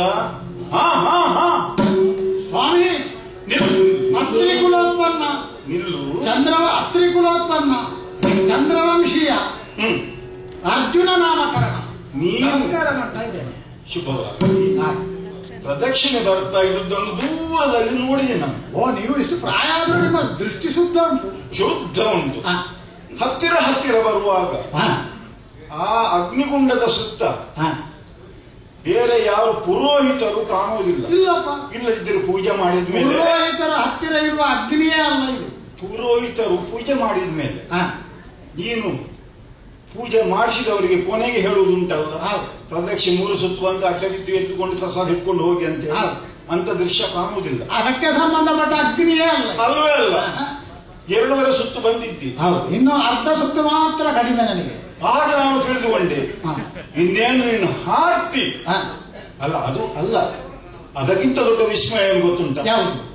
ಪ್ರಜ್ವಲನವಾಗಿ ಉರಿಯುತ್ತಾ ಉಂಟು ಅಗ್ನಿ. ನೀನು ಸುತ್ತು ಬರ್ತಾ ಇದ್ದಿ. ಹಾರುವ ಉದ್ದೇಶ ಈಚೆಗಿದ್ದವ ತನಗೆ ಸಂಬಂಧವೇ ಇಲ್ಲ ಅಂತ ಹೇಳಿ ನಿಂತಿದ್ದಾನಲ್ಲ. ಅವನನ್ನು ನೋಡಿದಿರ ನೀವು? ಬ್ಯಾಕ್ ಯಾರಾದ್ರೂ ಹಾರಬೇಡ ಪುಣ್ಯಾತ್ಮ. ದೇವರು ಕೊಟ್ಟ ಆಯುಷ್ಯವನ್ನು ಹೀಗೆ ಕಳೆದುಕೊಳ್ಬೇಡ. 4 ದಿವಸ ಬದುಕು ಅಂತ ಹೇಳುವುದಿಲ್ವ? ಇವ ಸುಮ್ಮನಿದ್ದಾನೆ. ಆಗ ನನ್ನಲ್ಲಿ ಕುತೂಹಲ ಉಂಟಾದ. ಏನಿದು ನಿಮ್ಮಲ್ಲಿ ಸಂವಾದ? ನಾನು ಹೀಗೆ ಸಂವಾದೇನು ಅಂತ ಪ್ರಶ್ನಿಸುವುದು. ನಿಮ್ಮೊಳಗೆ ಏನಾದ್ರೂ ಘಟನೆ ನಡೆಯುತ್ತಾ? ಅದಕ್ಕೆ ಒಬ್ಬರಿಗೊಬ್ಬರು ಏನೂ ಸಂಬಂಧ ಇಲ್ಲದೆ ನೀನೇ ಬೇರೆ ಏನಾದ್ರೂ ಘಟನೆಗೆ ಸಂಬಂಧಪಟ್ಟು ಕೆಲವರೆಲ್ಲ ಹೇಳ್ತಾರಲ್ಲ, ಸತ್ತರೆ ಪವಿತ್ರ ಕ್ಷೇತ್ರದಲ್ಲಿ ಹೋಗಿ ಸತ್ತರೆ ಸ್ವರ್ಗ ಸಿಗ್ತದಂತ ಹೇಳಿ, ಹಾಗೆ ಏನಾದ್ರೂ ಇಲ್ಲಿಗೆ ಬಂದು ಜೀವ ಬಿಡುವ ಅಂದಾಜು ಮಾಡಿದ್ದೇನೆ. ಹಾಗೆ ನಾನು ಕೇಳುದು ಏನು ಸಂವಾದ? ನೀವು ಕೇಳಿದ ಮೇಲೆ ನಾನು ಹೇಳಿಬಿಡ್ತೇನೆ ಸ್ವಾಮಿ, ನಾನು ಸಾಮಾನ್ಯ ಅಲ್ಲ. ಮೊದಲೇ ನಿಮಗೆ ಹೇಳಿದ್ದೇನೆ, ಚಂದ್ರವಂಶಿಯನಿದ್ದೇನೆ, ಅತ್ರಿ ಕುಲೋತ್ಪನ್ನನಿದ್ದೇನೆ, 5 ಮಂದಿ ಪಾಂಡವರಲ್ಲಿ ಮಧ್ಯಮ ಪಾಂಡವನಿದ್ದೇನೆ. ಒಂದು ನಿಶ್ಚಿತವಾದಂತಹ ಉದ್ದೇಶಕ್ಕಾಗಿ ಆಕಸ್ಮಿಕವಾಗಿ ಎಸಗಲ್ಪಟ್ಟಂತಹ ಕಾರ್ಯದ ಪ್ರಾಯಶ್ಚಿತ್ತದಿಂದ ತಿರುಗಾಟಕ್ಕೆ ಬರಬೇಕಾದ ಪ್ರಮೇಯ ನನ್ನ ಪಾಲಿಗೆ ಬಂತು. ವಿಧ ವಿಧದ ತೀರ್ಥಗಳಲ್ಲಿ ಮಿಂದು ಕ್ಷೇತ್ರಗಳನ್ನು ಸಂದರ್ಶನ ಮಾಡಿ ರಾಮೇಶ್ವರಕ್ಕೆ ಬಂದು ಮುಟ್ಟಿದಾಗ ಅತ್ಯಂತ ಕ್ಷೀಣವಾದಂತಹ ಆಕೃತಿಯನ್ನು ಹೊಂದಿ ಮಣಮಣ ಮಂತ್ರ ಹೇಳುವ ಇವರನ್ನು ಕಂಡೆ. ಕುತೂಹಲ ಚಿತ್ತರಾಗಿ ಅವನ ಬಳಿಗೆ ಸಾಗಿ, ಯಾರು ನೀನು ಅಂತ ಪ್ರಶ್ನೆ ಮಾಡಿದೆ. ಸರಿ, ಹನುಮತಾನು ಅಂತ ಹೇಳಿಕೊಂಡ. ಹೌದು, ಹನುಮಂತ ನೋಡಿ, ನೀವು ನೋಡಿ ಅಂತ ಹನುಮಂತ ಹೇಳಿಕೊಂಡವ. ಹನುಮಂತ ಹೌದು ಅಂತ ಆದ್ರೆ ನಿನ್ನ ಶರೀರ ಯಾಕೆ ಸಣ್ಣದು ಅಂತ ಕೇಳಿದೆ. ಬುದ್ಧಿ ಇದ್ದವರು ಕೇಳುವ ಪ್ರಶ್ನೆ ಅಲ್ಲ, ಬುದ್ಧಿ ನಮಗೆ ಚೆನ್ನಾಗಿ ಕೆಲವು ಬುದ್ಧಿ ಜಾಸ್ತಿ ಆದರೂ ಪ್ರಶ್ನೆ ಕೇಳ್ತಾರೆ. ಅಲ್ಲ, ನೀವೀಗ ಬುದ್ಧಿ ಇದ್ದವರು ನೋಡುವಾಗ ಹಾಗೆ ಕೇಳಿದ್ರೆ ತಪ್ಪು ಇಲ್ಲ. ಈಗ ಅವ ದೊಡ್ಡದಾಗಿದ್ದಾನೆ, ಆಗ ಅವ ಸಣಕಲು ಗಡ್ಡಿ ಹಾಗೆ ಇದ್ದ. ನೀನು ಹೇಳಿದ್ಯಲ್ಲ ಹಾಗೆ. ಅವ ಯಾವಾಗ ದೊಡ್ಡದಾದ ಅಂತ ಮತ್ತೆ ಕಥೆಯ ಮಧ್ಯದಲ್ಲಿ ಹೇಳ್ತೇನೆ. ಈಗ ಈಗಿದ್ದಾನಲ್ಲ, ಇದಕ್ಕಿದ್ರು ಸಣ್ಣದಿದ್ದವ, ಹಾಗೆ ಈಗ ಹೇಗಾದಂತ ಕೇಳ್ತೀರಾ? ಅದಕ್ಕೆ ಮಧ್ಯದಲ್ಲಿ ಹೇಳ್ತೇನೆ ನಾನು. ಹಾಗೆ ನಾನು ಇಲ್ಲಿಗೆ ಬಂದವನು ಹನುಮಂತ, ನೀವಿಷ್ಟು ಸಣ್ಣ ಶರೀರದವ ಹೇಗೆ ಅಂತ ಕೇಳಿದ್ರೆ, ರಾಮದೇವರಿಗಾಗಿ ಸೇತುವೆ ಕಟ್ಟುವಾಗ ಶರೀರವನ್ನು ಫಲಕ್ಕಾಗಿ ದುಡಿಸಿ ಈ ಕಾಲದಲ್ಲಿ ನನಗೆ ಆಯಾಸ ಬಂತು ಅಂತ ಆಡಿದ. ನಾನು ಕೇಳಿದೆ, ಹೇ ಪುಣ್ಯಾತ್ಮ, ರಾಮದೇವರು ಪ್ರಕಾಂಡ ಬಿಲ್ಲು ವಿದ್ಯಾ ವಿಶಾರದ ಅದ್ಭುತವಾದಂತಹ ಕೋದಂಡ ಪಟು, ಅಂತಹ ಕೋದಂಡಪಾಣಿಯಾದಂತಹ ರಾಮನಿಗೆ ಒಂದು ಬಾಣ ಮುಖದಿಂದ ಸೇತುವೆ ಕಟ್ಟಿ ಆ ಮೂಲಕ ಸಾಗಬಹುದಿತ್ತು. ಬಿಡಿ ಬಿಡಿ ಸೇತುವನ್ನು ಬಲಿಪಡೆದಂತ ಕಠಿಣ ಕಾರ್ಯ ಅಲ್ಲ, ನಾನು ಅದನ್ನು ಮಾಡ್ತೇನೆ ಅಂದೆ. ಅದನ್ನು ಸರಿ ಅಂತ ನಾನು ಹೇಳುವುದಿಲ್ಲ, ನೀನು ಹೇಳಿದ್ದರು ನೀನು ಹೇಳ್ತಾ. ನಾನು ಯಾಕೆಂದ್ರೆ ನಾನು ಹೇಳುವಾಗ ನಿಮ್ಮ ಮುಂದೆ ಸರಿ ತಪ್ಪು ವಿಮರ್ಶೆಗೆ ಹೇಳುವುದಲ್ಲ, ನಿಮ್ಮ ಪ್ರಶ್ನೆ ಇರುವುದು ಯಾರದ್ದು ಸರಿಯಪ್ಪ ಯಾರದ್ದು ತಪ್ಪಪ್ಪ ಅಂತ ನಿಮ್ಮ ಪ್ರಶ್ನೆ ಅಲ್ಲ. ಏನಿದು ನಿಮ್ಮಲ್ಲಿ ಸಂವಾದ, ಅದನ್ನ ನಾನು ವಸ್ತುನಿಷ್ಠವಾಗಿ ಹೇಳ್ತೇನೆ. ಒಂದು ಶಬ್ದ ತೆಗೆಯುವುದಿಲ್ಲ, ಒಂದು ವಾಕ್ಯ ಕೂಡಿಸುವುದಿಲ್ಲ. ಹಾಗಾಗಿ ನಾನು ಹೇಳಿದ ತಕ್ಷಣ ಅವನು, ಏನು ನೀನು ಮೊದಲೊಮ್ಮೆ ಹಾಗೇನಾದರೂ ಸೇತುವೆ ಕಟ್ಟಿದ್ದಕ್ಕೆ ಆಧಾರ ಅನುಭವ ಉಂಟೋ ಅಂತ ಕೇಳಿದ. ನಾನು ಹೇಳಿದೆ, ಪ್ರಸಿದ್ಧವಾದ ಪ್ರಸಂಗ, ಸುರಪ್ಪನ ಐರಾವತವನ್ನು ತರಿಸಿ ಆ ಮೂಲಕ ಗಜನವಂಪಿಯ ವ್ರತವನ್ನು ಮಾಡಿದ್ದು ನಿಮಗೆಲ್ಲ ದೊಡ್ಡ ಸಂಗತಿ ಅಲ್ಲ, ಕೆಲಸ ಕೊಡ್ಲಿಕ್ಕೆ ಬೇಕಾಗಿ ರಾಮ ಮಾಡಿದ್ದು ಅಂದೆ. ಅವನಿಗೆ ಸಿಟ್ಟು ಬಂತು. ನೋಡಿ, ಈಗ ಈ ಶರೀರ ಎಷ್ಟು ದೊಡ್ಡದಾಯ್ತು, ಹಾಗೆ ಇಷ್ಟಕ್ಕಿದ್ದ ನಾವು ಮುಕ್ಕುವೆ ಜಗವನ್ನು ತಿಕ್ಕುವೆ ಅವನನ್ನು ಅಂತ ಏನೇನೋ ಹೇಳಿದ. ಕೊನೆಗೆ ಬಾಣಮುಖದಿಂದ ಕಟ್ಟಿದಂತಹ ಸೇತುವೆಯನ್ನು ನಾನು ತಟ್ಟನೆ ಪುಡಿ ಮಾಡ್ತೇನೆ ಅಂತ ಹೇಳಿದ. ನಾನು ಪಂಥಕ್ಕೆ ಬಿದ್ದೆ. ಪಂಥಕ್ಕೆ ಬಿದ್ದ ಮೇಲೆ ಅದನ್ನು ಕಣವನ್ನು ಇಟ್ಟೆ. 3 ಸಲ ನಾನು ಕಟ್ತೇನೆ, ನಾನು ಕಟ್ಟಿದ್ದನ್ನು ನೀನೇನಾದ್ರೂ ಮುರಿದು ಹಾಕಿದ್ರೆ ನಾನು ಅಗ್ನಿ ಪ್ರವೇಶ ಮಾಡ್ತೇನೆ, ಮುರಿಲಿಕ್ಕಾಗದೆ ಹೋದ್ರೆ ನೀನೇನು ಮಾಡ್ತೀನಿ ಅಂತ ಕೇಳಿದ್ರೆ ರಾಮದಾಸೆ ಬಿಡ್ತೇನೆ ಅಂದ. ಫಲಿತಾಂಶದಲ್ಲಿ ನಾನು ಸೋತಿದ್ದೇನೆ. ನೀವು ಅನುಮತಿ ಕೊಟ್ಟರೆ ಬೆಂಕಿಗೆ ಬಿಡ್ತೇನೆ. ನೀನು ಸೋತದ್ದು ಹೌದಲ್ವ? ಹೌದು, ಎಲ್ಲರೂ ಸುತ್ತಾಗಿದೆ ಅಲ್ಲ. ಈಗ ನಿನ್ಗೆ ಅರ್ಥ ಆಯ್ತು ನೋಡು. ಯಾವುದು? ಊರಿನಲ್ಲಿ ಇದ್ದ ಹಾಗೆ ಅಲ್ಲ, ಪರವರಿಗೆ ಹೋಗಿ ಇಷ್ಟು ಸಣ್ಣದಿದ್ದರೂ ನಮಗೆ ಸಂಕಷ್ಟಕ್ಕೆ. ಆಮೇಲೆ ಈಗ ನಾನು ಒಂದು ಪ್ರತಿಜ್ಞೆ ಮಾಡಿದೆ, ಇನ್ನು ಏನಾದರೂ ಆಮೆ ಕಾಣಲಿಕ್ಕೆ ಸಿಕ್ಕಿದ್ರೆ, ಓ ಆಮೆ, ನೀನು ಆ ಅಮೃತವನ್ನು ಪಡೆಯುವ ಕಾಲದಲ್ಲಿ ಸಮುದ್ರ ಮಥನ ಮಾಡುವಾಗ ಮುಳುಗುವಂತ ಮಂದರ ಪರ್ವತಕ್ಕೆ ಬೆನ್ನು ಕೊಟ್ಟವನೋ ಅಂತ ಕೇಳಬಾರದು. ಯಾವುದಾದರೂ ಒಂದು ದೊಡ್ಡ ಬಿಳಿ ಹಂದಿ ಕಾಣಿಸಿದ್ರೆ ಆ ಕಾಲದಲ್ಲಿ ಹಿರಣ್ಯಾಕ್ಷರನ್ನು ಕೊಲ್ಲುವುದಕ್ಕೆ ದಾಡಾ ಸಮೇತನಾಗಿ ಹೋದ ಹಂದಿ ನೀನು ಅಂತ ಕೇಳಬಾರದು. ಸಿಕ್ಕಿಬಿಟ್ಟೆ ಅಲ್ಲ, ಬೇಸರ ಮಾಡಬೇಡ. ನನಗೆ ಬೇಸರ ಎನ್ನುವುದು ಇದ್ರೆ ನಾನು ಇಲ್ಲಿವರೆಗೆ ಬರ್ಲಿಕ್ಕೆ ಹೇಳಿ ಸರ್. ಬೇಸರ ಇದು ಪವಿತ್ರವಾದಂತಹ ತೀರ್ಥಕ್ಷೇತ್ರ ಸಂದರ್ಶನ. ನಮ್ಮ ಗುರುಗಳು ಹೇಳಿದ್ದು ಹಾಗೆ, ಒಬ್ಬನ ಆಯುರ್ಮಾನ ಎಷ್ಟು ಅಂತ ಯಾರಿಗೂ ಗೊತ್ತಿಲ್ಲ. ನೀವೆಲ್ಲ ಒಂದು 120, 150 ವರ್ಷ ಬದುಕುತ್ತೀರಿ, 149 ವರ್ಷದವರೆಗೂ ಬೇಸರ ಮಾಡಬಾರದು ಅಂತ. 149 ಕಳೆದ ಮೇಲೆ ಯಾಕೆ ಬೇಸರ ಮಾಡಬಾರದು? ಇಲ್ಲಿವರೆಗೆ ಮಾಡಿದ್ದು ಕಡಿಮೆ ಆಯ್ತಲ್ಲ ಅಂತ ಬೇಸರ ಮಾಡಿದ್ರು.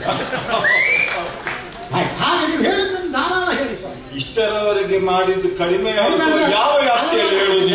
ಸಾಧನೆ ಸಾಧನೆ. ಇನ್ನೂ ನಾನು ಬೇರೆ ಬೇರೆ ಮಾಡಬಹುದಿತ್ತು ಹಾ. ಅಂತ ಪಶ್ಚಾತ್ತಾಪ ಪಡಬೇಕು ಅಂತ ಆಗಿದ್ದು. ಸರಿ ಸರಿ, ಈಗ ಹಾ, ನೀನು 3 ಬಾರಿ ಕಟ್ಟಿದೆ ಕಟ್ಟಿ, ಹೌದು.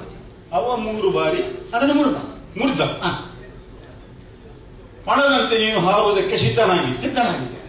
ಈಗ ಸ್ಪಷ್ಟವಾಗಿ ಹೇಳುವುದ, ಹಾ. ನಿಮ್ಮ ಪಂಚಾಂಗವೇ ಸರಿ ಇಲ್ಲ. ಹಾ? ಪಂಚಾಂಗವೇ ಸರಿ ಇಲ್ಲ. ಈಗ ನೀವು ಪ್ರಸಂಗ ಚಂದ ಆಯ್ತು ಅಂತ ಹೇಳುದಾ? ಚಂದವಾಯಿತು ಜಿನೇತು ಸೇರಲಿ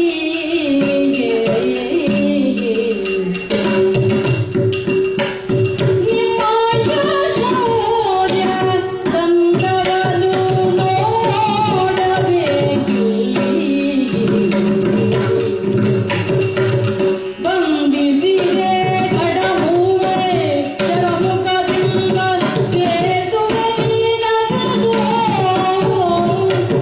ಬಂಧಿಸಿದೆ ಕಡಮುವೆ ಶರಮುಖದಿಂದ ಸೇತುವ ನೀನಗರುವಕ್ಕಿಂತಲಿ ಕಪಿವಲ್ಯ ಮುರಿದರೆ ಗದಕ್ಕಿಯ ಹಾಯುವುದು ಉಚಿತವೇ. ಗಂಗಾವಾಯು ಏಗನು ಸಿಗಲಿ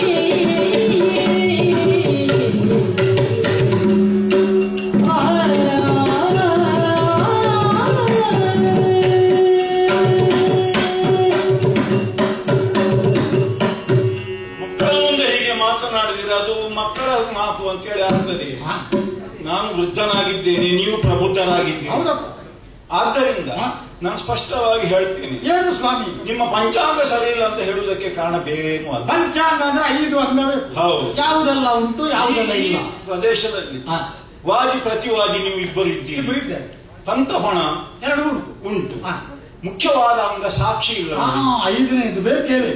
ಈಗ ನಿಮ್ಮಿಬ್ಬರನ್ನು ಬಿಟ್ಟು 3ನೇ ಒಬ್ಬ ವ್ಯಕ್ತಿ ಇಲ್ಲಿ ಕಾಣ್ತಾನ? ಹೌದು, ಇವ ಭಾಷೆ ಮಾಡಿ ಹಾಕಿದ್ದು ಅಂದ್ರೆ ಹೌದು. ಅಂದ್ರೆ ನಾನು ಅದನ್ನು ಕಟ್ಟುವಾಗ ಮತ್ತು ಅವನು ಮುರಿಯುವಾಗ ನೋಡಿದವರು ನೋಡಿದ ಮಾನವನು ಅದಾರು ಅಂತ ನಿಮ್ಮ ಪ್ರಶ್ನೆ. ಯಾರಿದ್ದಾರೆ? ಈಗ ನಾನು ಕಟ್ಟುವಾಗ ನೋಡಿದ ಮಾನವ ಇಲ್ಲ, ಅವ ಮಂಗ ಮಾತ್ರ ನೋಡಿದ್ದು. ಮಂಗ ಮುರಿಯುವಾಗ ಮನುಷ್ಯನಾದ ನಾನು ನೋಡಿದ್ದೇನೆ. ಆಗುವುದಿಲ್ಲಲ್ಲ. ಯಾಕಂತ ಹೇಳಿದ್ರೆ ವಾದಿ ಮತ್ತು ಪ್ರತಿವಾದಿ ನೀವು ಇಬ್ಬರೇ ಆದ ಕಾರಣ 3ನೇ ವ್ಯಕ್ತಿ ಇಲ್ಲ. ಸರಿ ಸರಿ. ಆದ್ದರಿಂದ ಸಾಕ್ಷಿ ಇಲ್ಲದೆ ನ್ಯಾಯಾಧೀಶನು ತೀರ್ಮಾನ ಕೊಡುವುದಕ್ಕೆ ಆಗುವುದಿಲ್ಲ. ಈಗ ನಮ್ಮ ಪ್ರಕರಣ 3 ಸಲ ಆಯಿತು. ನಾನು ಬೆಂಕಿಗೆ ಬೀಳ್ಲಿಕ್ಕೂ ಸಿದ್ಧನಾದೆ. ಮುಂದಿನ ಜನ್ಮದಲ್ಲಿ ಏನಾದರೂ ಸುಧಾರಿಸಬಹುದಾ ಇದು? ಮತ್ತೆ ಈ ಜನ್ಮದಲ್ಲಿಯೇ ನೀನು ಬೇಕಾದಷ್ಟು ಮಾಡಲಿಕ್ಕೆ ಉಂಟಲ್ಲ ಇನ್ನು. ಅದು ಉಂಟು. ಈ 3 ಸಲದ ಫನ ಆಗಿದೆ ಅಲ್ಲ ಇದು ಸ್ವಾಮಿ? ಯಾಕೆ ಇಷ್ಟು ಬೇಗ ಬೇಗ ಹೋಗುವಂತ ಅಲ್ಲ, ಅಂದಾಜು ಹಾಗಲ್ಲ ಮಾಡು. ನೋಡಿ, ನಮ್ಮಲ್ಲಿ 3 ಬಾರಿ ಗೈವೆನದರನು ಹಾ. ಕಾಲೂರಿ ಮುರಿದ ಪಕ್ಷದಲ್ಲಿ ಕುಂದರಗ್ನಿಯ ಹೋಗುವೆನು. ಹೌದಪ್ಪ, ಅದು 3 ಸಲ ಇರುವುದು. ಇನ್ನು ಬೇರೆ ಎಂತ ಮಾಡುದು ಈಗ? ನಾನು ಸ್ಪಷ್ಟ ನೀವು ಸ್ವಲ್ಪ ಮೊದಲೇ ಬಂದಿದ್ರೆ ಸಾಕ್ಷಿ ಇಡಬಹುದಿತ್ತು. ಮೊದಲೇ ಬರಲಿಕ್ಕೆ ನಮ್ಗೆ ನನ್ನ ಪ್ರಾಯ ಉಳಿದಿ. ಅದನ್ನೇ ನಾನು ಆಡಿದ್ದೀನಿ. ನೀವು ಮೊದಲು ಬಂದಿದ್ರೆ ಸರಿಪಡಿಸಬಹುದಾಗಿತ್ತು. ಹೌದು. ಈಗ ಪ್ರಕರಣ ಆಗಿದೆ, ಹಾ. ಇನ್ನೇಗೆ ಸರಿ ಮಾಡುವುದು? ವರ್ಣಾನಾಂ ಬ್ರಾಹ್ಮಣೋ ಗುರು. ಅದನ್ನು ನೀನು ಗುರುವಿಗೆ ಬಹಳ ಮಹತ್ವ ಕೊಡ್ತೀಯಲ್ಲ. ನಮ್ಮ ಇಬ್ಬರು ಆಚಾರ್ಯರು ಮಹಾ ಹೆಗ್ಗಳಿಕೆಯನ್ನು ಹೊಂದಿದ ವಿಪ್ರ ಶ್ರೇಷ್ಠರೇ. ಈಗ ನಿನ್ನ ಮುಂದೆ ನಾನು ಗುರು ಅಂತ ಹೇಳ್ತೀರಿ ನೀನು. ನೀನು ಗುರು ಆದರೆ ನಾನು ಗುರು ಎನ್ನುವವರನ್ನು ಒಪ್ಪಬೇಕಾದಂತ ಅನಿವಾರ್ಯದವನು ಅಂತ ಭಾವಿಸ್ತೇನೆ. ಹೌದು. ಆದರೆ ನೀವು ಪ್ರಕರಣದಲ್ಲಿ ಇಷ್ಟು ತಡವಾಗಿ ಬರುವುದು. ಒಬ್ಬ ಹಿರಿಯರು ಹೇಳುವಾಗ ಹಾ. ಅದಕ್ಕೆ ಗೌರವ ಕೊಟ್ಟು ಏನು ಮಾಡಬೇಕು ನಾನು ಈ ಸಂದರ್ಭದಲ್ಲಿ ಹಾ. ಇಷ್ಟರವರೆಗೆ ನೀವು ಏನು ಪಂಥ ಹಾಕಿದ್ದೀರಿ, ಹಾ. ಕಟ್ಟುವುದು ಮುರಿಯುವುದು, ಹಾ. ಅದಕ್ಕೆ ಮೌಲ್ಯ ಇಲ್ಲ. ಸಾಕ್ಷಿ ರಹಿತವಾಗಿ ಮಾಡಿದ ಕಾರಣ ನನ್ನ ಸಮ್ಮುಖದಲ್ಲಿ ಸಾಕ್ಷಿ ಸಹಿತವಾಗಿ ಎಷ್ಟು ಸಲ ಮಾಡಬೇಕು? ನೀನು ಒಮ್ಮೆ ಕಟ್ಟಿದ್ರೆ ಸಾಕು. ಈಗ ನಾನು ಒಮ್ಮೆ ಕಟ್ಟಿದ್ರೆ ಅವನು ಮುರಿಬೇಡು. ಅಪ್ಪ ಮುರಿಬೇಕು. ಅವನು ಆವಾಗ ಒಪ್ಪುತ್ತಾನೆ ಕೇಳಿ. ಕೇಳ್ತೇನೆ. ಹಾ. ಆವಾಗ ಹಾ. ಈ ಹಿಂದೆ ನಡೆದಾಗಿ ನಡೆದ್ರೆ ನೀನು ಹಾರುವುದಕ್ಕೆ ಹೇಗೆ ಉಂಟು. ಹಾ. ಇನ್ನೊಮ್ಮೆ ಅಗ್ನಿಗುಂಡ ಹೊತ್ತಿಸ್ಲಿಕ್ಕಿಲ್ಲ. ಅದು ಆರದ ಹಾಗೆ ನೋಡಿಕೊಂಡ್ರೆ ಸಾಕು. ಹೌದು. ಹೌದು. ಈಗ ಅವನಲ್ಲಿ ಹೇಳ್ತೇನೆ, ಹಾಗೆ ನೀನು ಒಪ್ಪುತ್ತೀಯಲ್ಲ. ಈಗ ನಾನು ಕಟ್ಟುವುದಕ್ಕೆ ನನ್ನ ತೊಡಕಿಲ್ಲ. ಹಾ. ಅವ ಅದಕ್ಕೆ ಒಪ್ಪುತ್ತಾನೋ ಇನ್ನೆಷ್ಟು ಸಲ ಅಂತ ಹೇಳಿ ಅವನಿಗೆ ಅದು ಏನಾದರೂ ಅಯ್ಯ, ರಗಳೆ ಆದ ಸಮಸ್ಯೆ. ವಿಪ್ರೋತ್ತಮರೇ, ನಾನು ಮತ್ತು ಅವನು ಮಾತನಾಡುವುದನ್ನು ಕೇಳಿಸಿಕೊಳ್ಳುತ್ತಾ ಇದ್ದೀನಿ. ಮಾತಾಡ್ತಾ ಇದ್ದೀರಿ. ವಾದಿ ಪ್ರತಿವಾದಿ ಹ್ಮ್. ಒಬ್ಬ ನೀನು, ಹ್ಮ್. ಅವನಷ್ಟೇ ಗೌರವ ನಿನಗೂ ಉಂಟು ಅಲ್ವಾ? ನ್ಯಾಯ ಎನ್ನುವುದು ಇಬ್ಬರಿಗೆ ಒಂದೇ ರೀತಿಯಾಗಿ ಪರಿಣಿಸಬೇಕಾ ಬೇಡವಾ ಹೇಳು? ಸಮಾನವಾಗಿರಬೇಕು. ಆದ್ದರಿಂದ ಹ್ಮ್.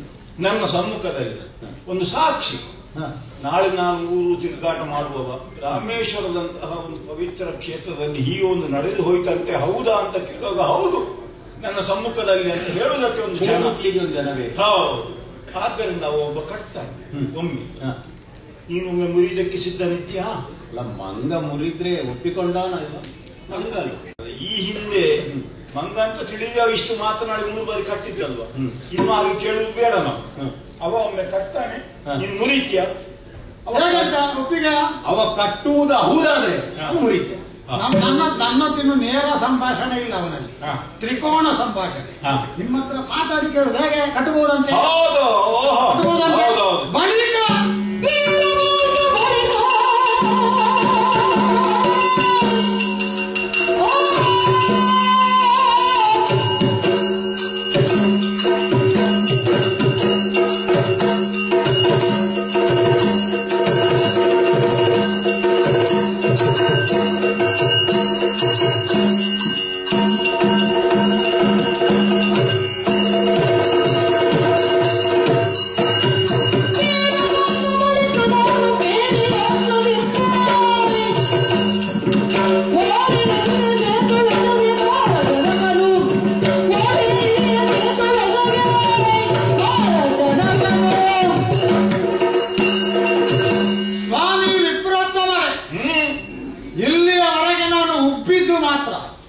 ಉಬ್ಬಿ ಏರಿದ್ದಿಲ್ಲ.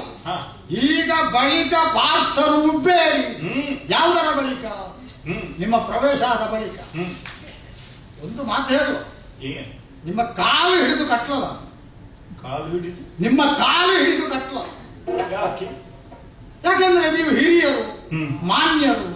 ನಿಮ್ಮಂತವರ ಕಾಲು ಹಿಡಿದೇ ನಾನು ಸೇತುವೆ ಕಟ್ಟಬೇಕು. ಹಾಗೆ ನೀವೇನು ತಿಳ್ಕೊಂಡ? ಒಂದು ಶಬ್ದವನ್ನು ಬಿಟ್ಟು ನೀನು ಏನಾದ್ರು ಹಸಿವೆಯಿಂದ ಶಬ್ದಗಳಿಗೆಲ್ಲ ನುಂಗೋ ಕ್ರಮ ಉಂಟು, ನುಂಗಿಬಿಟ್ಟಿಯಾ ಅಂತ. ಕಾಲು ಹಿಡಿದು ಕಟ್ಲು. ಅದು ನಮ್ಮಲ್ಲೂ ಕೃಪರು ಹೇಳಿದ್ದುಂಟು. ಏನು? ದನವನ್ನು ಕಡಿದು ಬ್ರಾಹ್ಮಣರು ಸಾಗಿಸಿದ್ರು ಅಂತ. ಎಂತದ್ದು ಯಥಾರ್ಥಕ್ಕೆ ಚಮ್ ಅಂತ ಹೇಳುವ ಶಬ್ದ ಬಿಟ್ಟಿದ್ದಾರೆ. ಚಂದನವನ್ನು ಕಡಿದು ಅಂತ ಆಗ್ಬೇಕು. ಚಂದ್ ನುಗ್ಗಿ ಹಾಕಿದ್ದಾರೆ. ಚಂದನವನ್ನು ಕಡಿದು ಬ್ರಾಹ್ಮಣರು ಯಜ್ಞಕ್ಕಾಗಿ ಬೈದರು ಅಂತ ಇರುವುದು. ಅದು ಹಳೆಯ ಪುಸ್ತಕ ಕೊಡಿ, ವರ್ಲದಿಂದ ಆಚೆಗೆ ಹೋಗಿದೆ. ದಾನ ಮಾತ್ರ ಅಂತಿದ್ದದ್ದು. ಅದು ಬಿಟ್ಟವರೇ ಹೇಳ್ಬೇಕಲ್ಲ. ಹಂಗೆ ಅಲ್ಲ, ಇದು ಇರುವುದು. ಎಷ್ಟು ಕಷ್ಟ ಆಗ್ತದೆ, ಕೆಲವೊಮ್ಮೆ ದೋಷ ಬರ್ತದೆ ಅಂತ. ಹಾಗಾಗಿ ಈಗ ಏನು ಮಾಡ್ತೇನೆ ನಾನು, ನಿಮ್ಮ ಕಾಲು ಹಿಡಿದು ಅನುಮತಿ ಕೇಳಿ ಎತ್ತಿದ್ದೇನೆ ಅಸ್ತ್ರವನ್ನು. 2 ಲಕ್ಷವಾಗಿ ಹಾಕೊಳ್ಳಿ. ನನ್ನ ಲಕ್ಷ ಭೇದನದ ತಂತ್ರದ ಮಹಾಸಿದ್ಧಿಯೋ ಎನ್ನುವ ಹಾಗೆ ಕಟ್ಟಿದ್ದೇನೆ. ಸೇತುವೆಯನ್ನು ಕಟ್ಟಿದ್ದೇನೆ.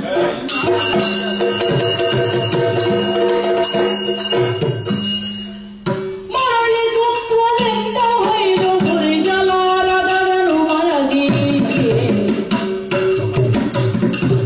ಅರವದೆಂದ ದಾಸ ಪ್ರಿಯವರ ಕುಮಾರನು.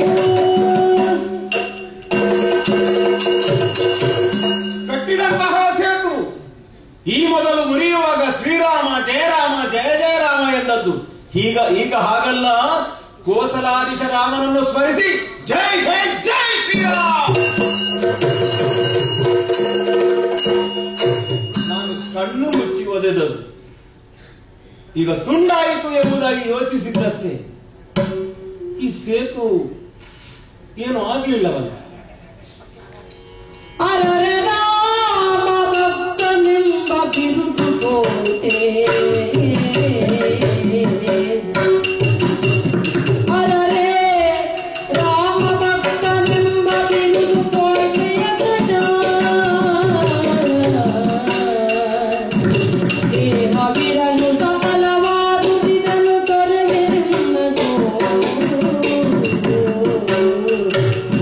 ರಾಮ.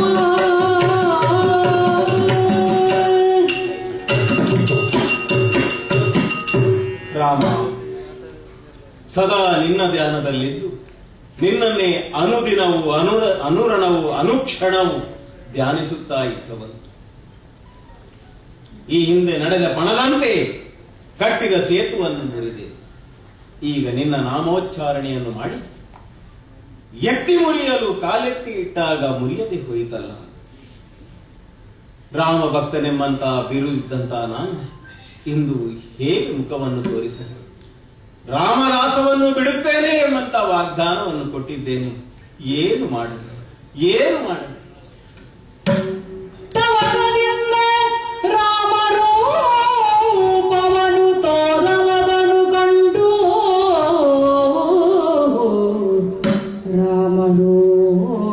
ರಾಮರೂಪವನು ತೋರಲು ಅದನ್ನು ಕಂಡು ನಮಿಸಿ ಭಕ್ತಿ ಭಾವದಿಂದ ಅವನ ಸ್ತುತಿಸಿದ.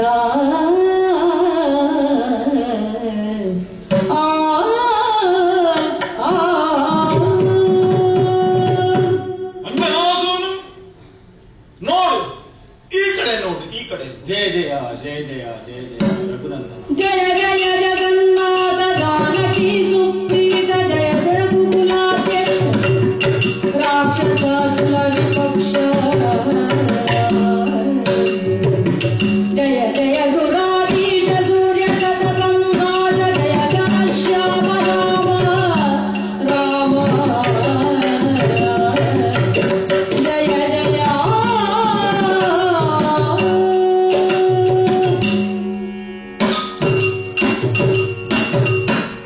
ಜಯ ಜಯ ಜಯ ಜಯ ಇಕ್ಷಾಕು ವಂಶಜ ದಶರಥ ಸೂನು ಸೀತಾಪತಿ ಲಕ್ಷ್ಮಣಾಗ್ರಜ ಪ್ರಭು ಶ್ರೀರಾಮಚಂದ್ರಮ. ಇಗೋ ಇಗೋ ನಿನ್ನ ಪಾದಪದ್ಮಗಳಿಗೆ ಹನುಮನ ಅನಂತಾನುಕೋಟಿ ಪ್ರಣಾಮಗಳು. ದೇವಾದ ಸಂಭವನೇ ವಾತಗೋಮಾರಕ್ಕೆ ಬರಿಗೇರಿ ಮರದಲ್ಲಿ ಸೋತಿನಿಂದೆಣಿಸದಿರು, ನೀ ಸೋತಿನಿಂದೆಣಿಸದಿರು. ಆತನ ಪಕ್ಷಪಾತದೊಳು ಮಯ್ಯಾಂಕೆನ, ಆತನ ಪಕ್ಷಪಾತದೊಳು ಮಯ್ಯಾಂಕೆನ ಸೇತುವೆಗಿದು ಬಿಡವು. ವಾದಕುಮಾರಗೆ ಬರಿಗೇರಿ ಮರದಲ್ಲಿ ಸೋತಿನಿಂದೆಣಿಸದಿರು.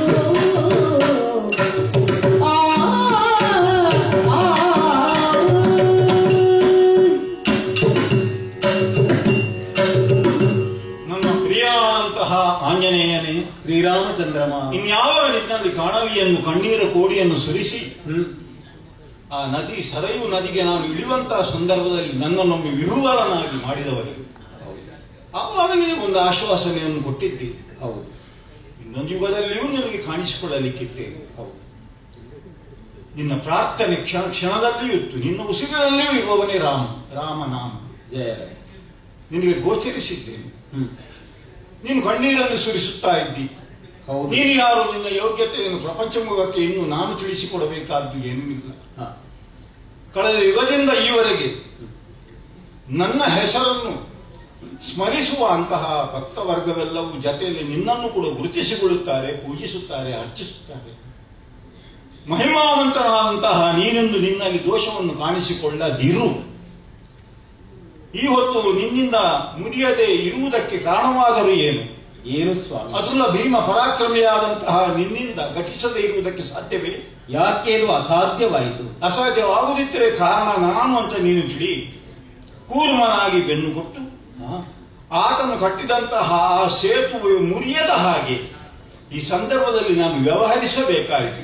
ಯಾಕೆ ಕಾರಣ ಏನು ಬಲ್ಲೆ? ಯಾಕೆ ದೇವ ಪಕ್ಷ ಬದಲಾವಣೆ? ಕೃಷ್ಣಾವತಾರದಿ ಈಗ ಕೃಷ್ಣಾವತಾರದಿ ಬಂದು ನಾಗನಾಗಿ ಈ ಪಾಠಗೆ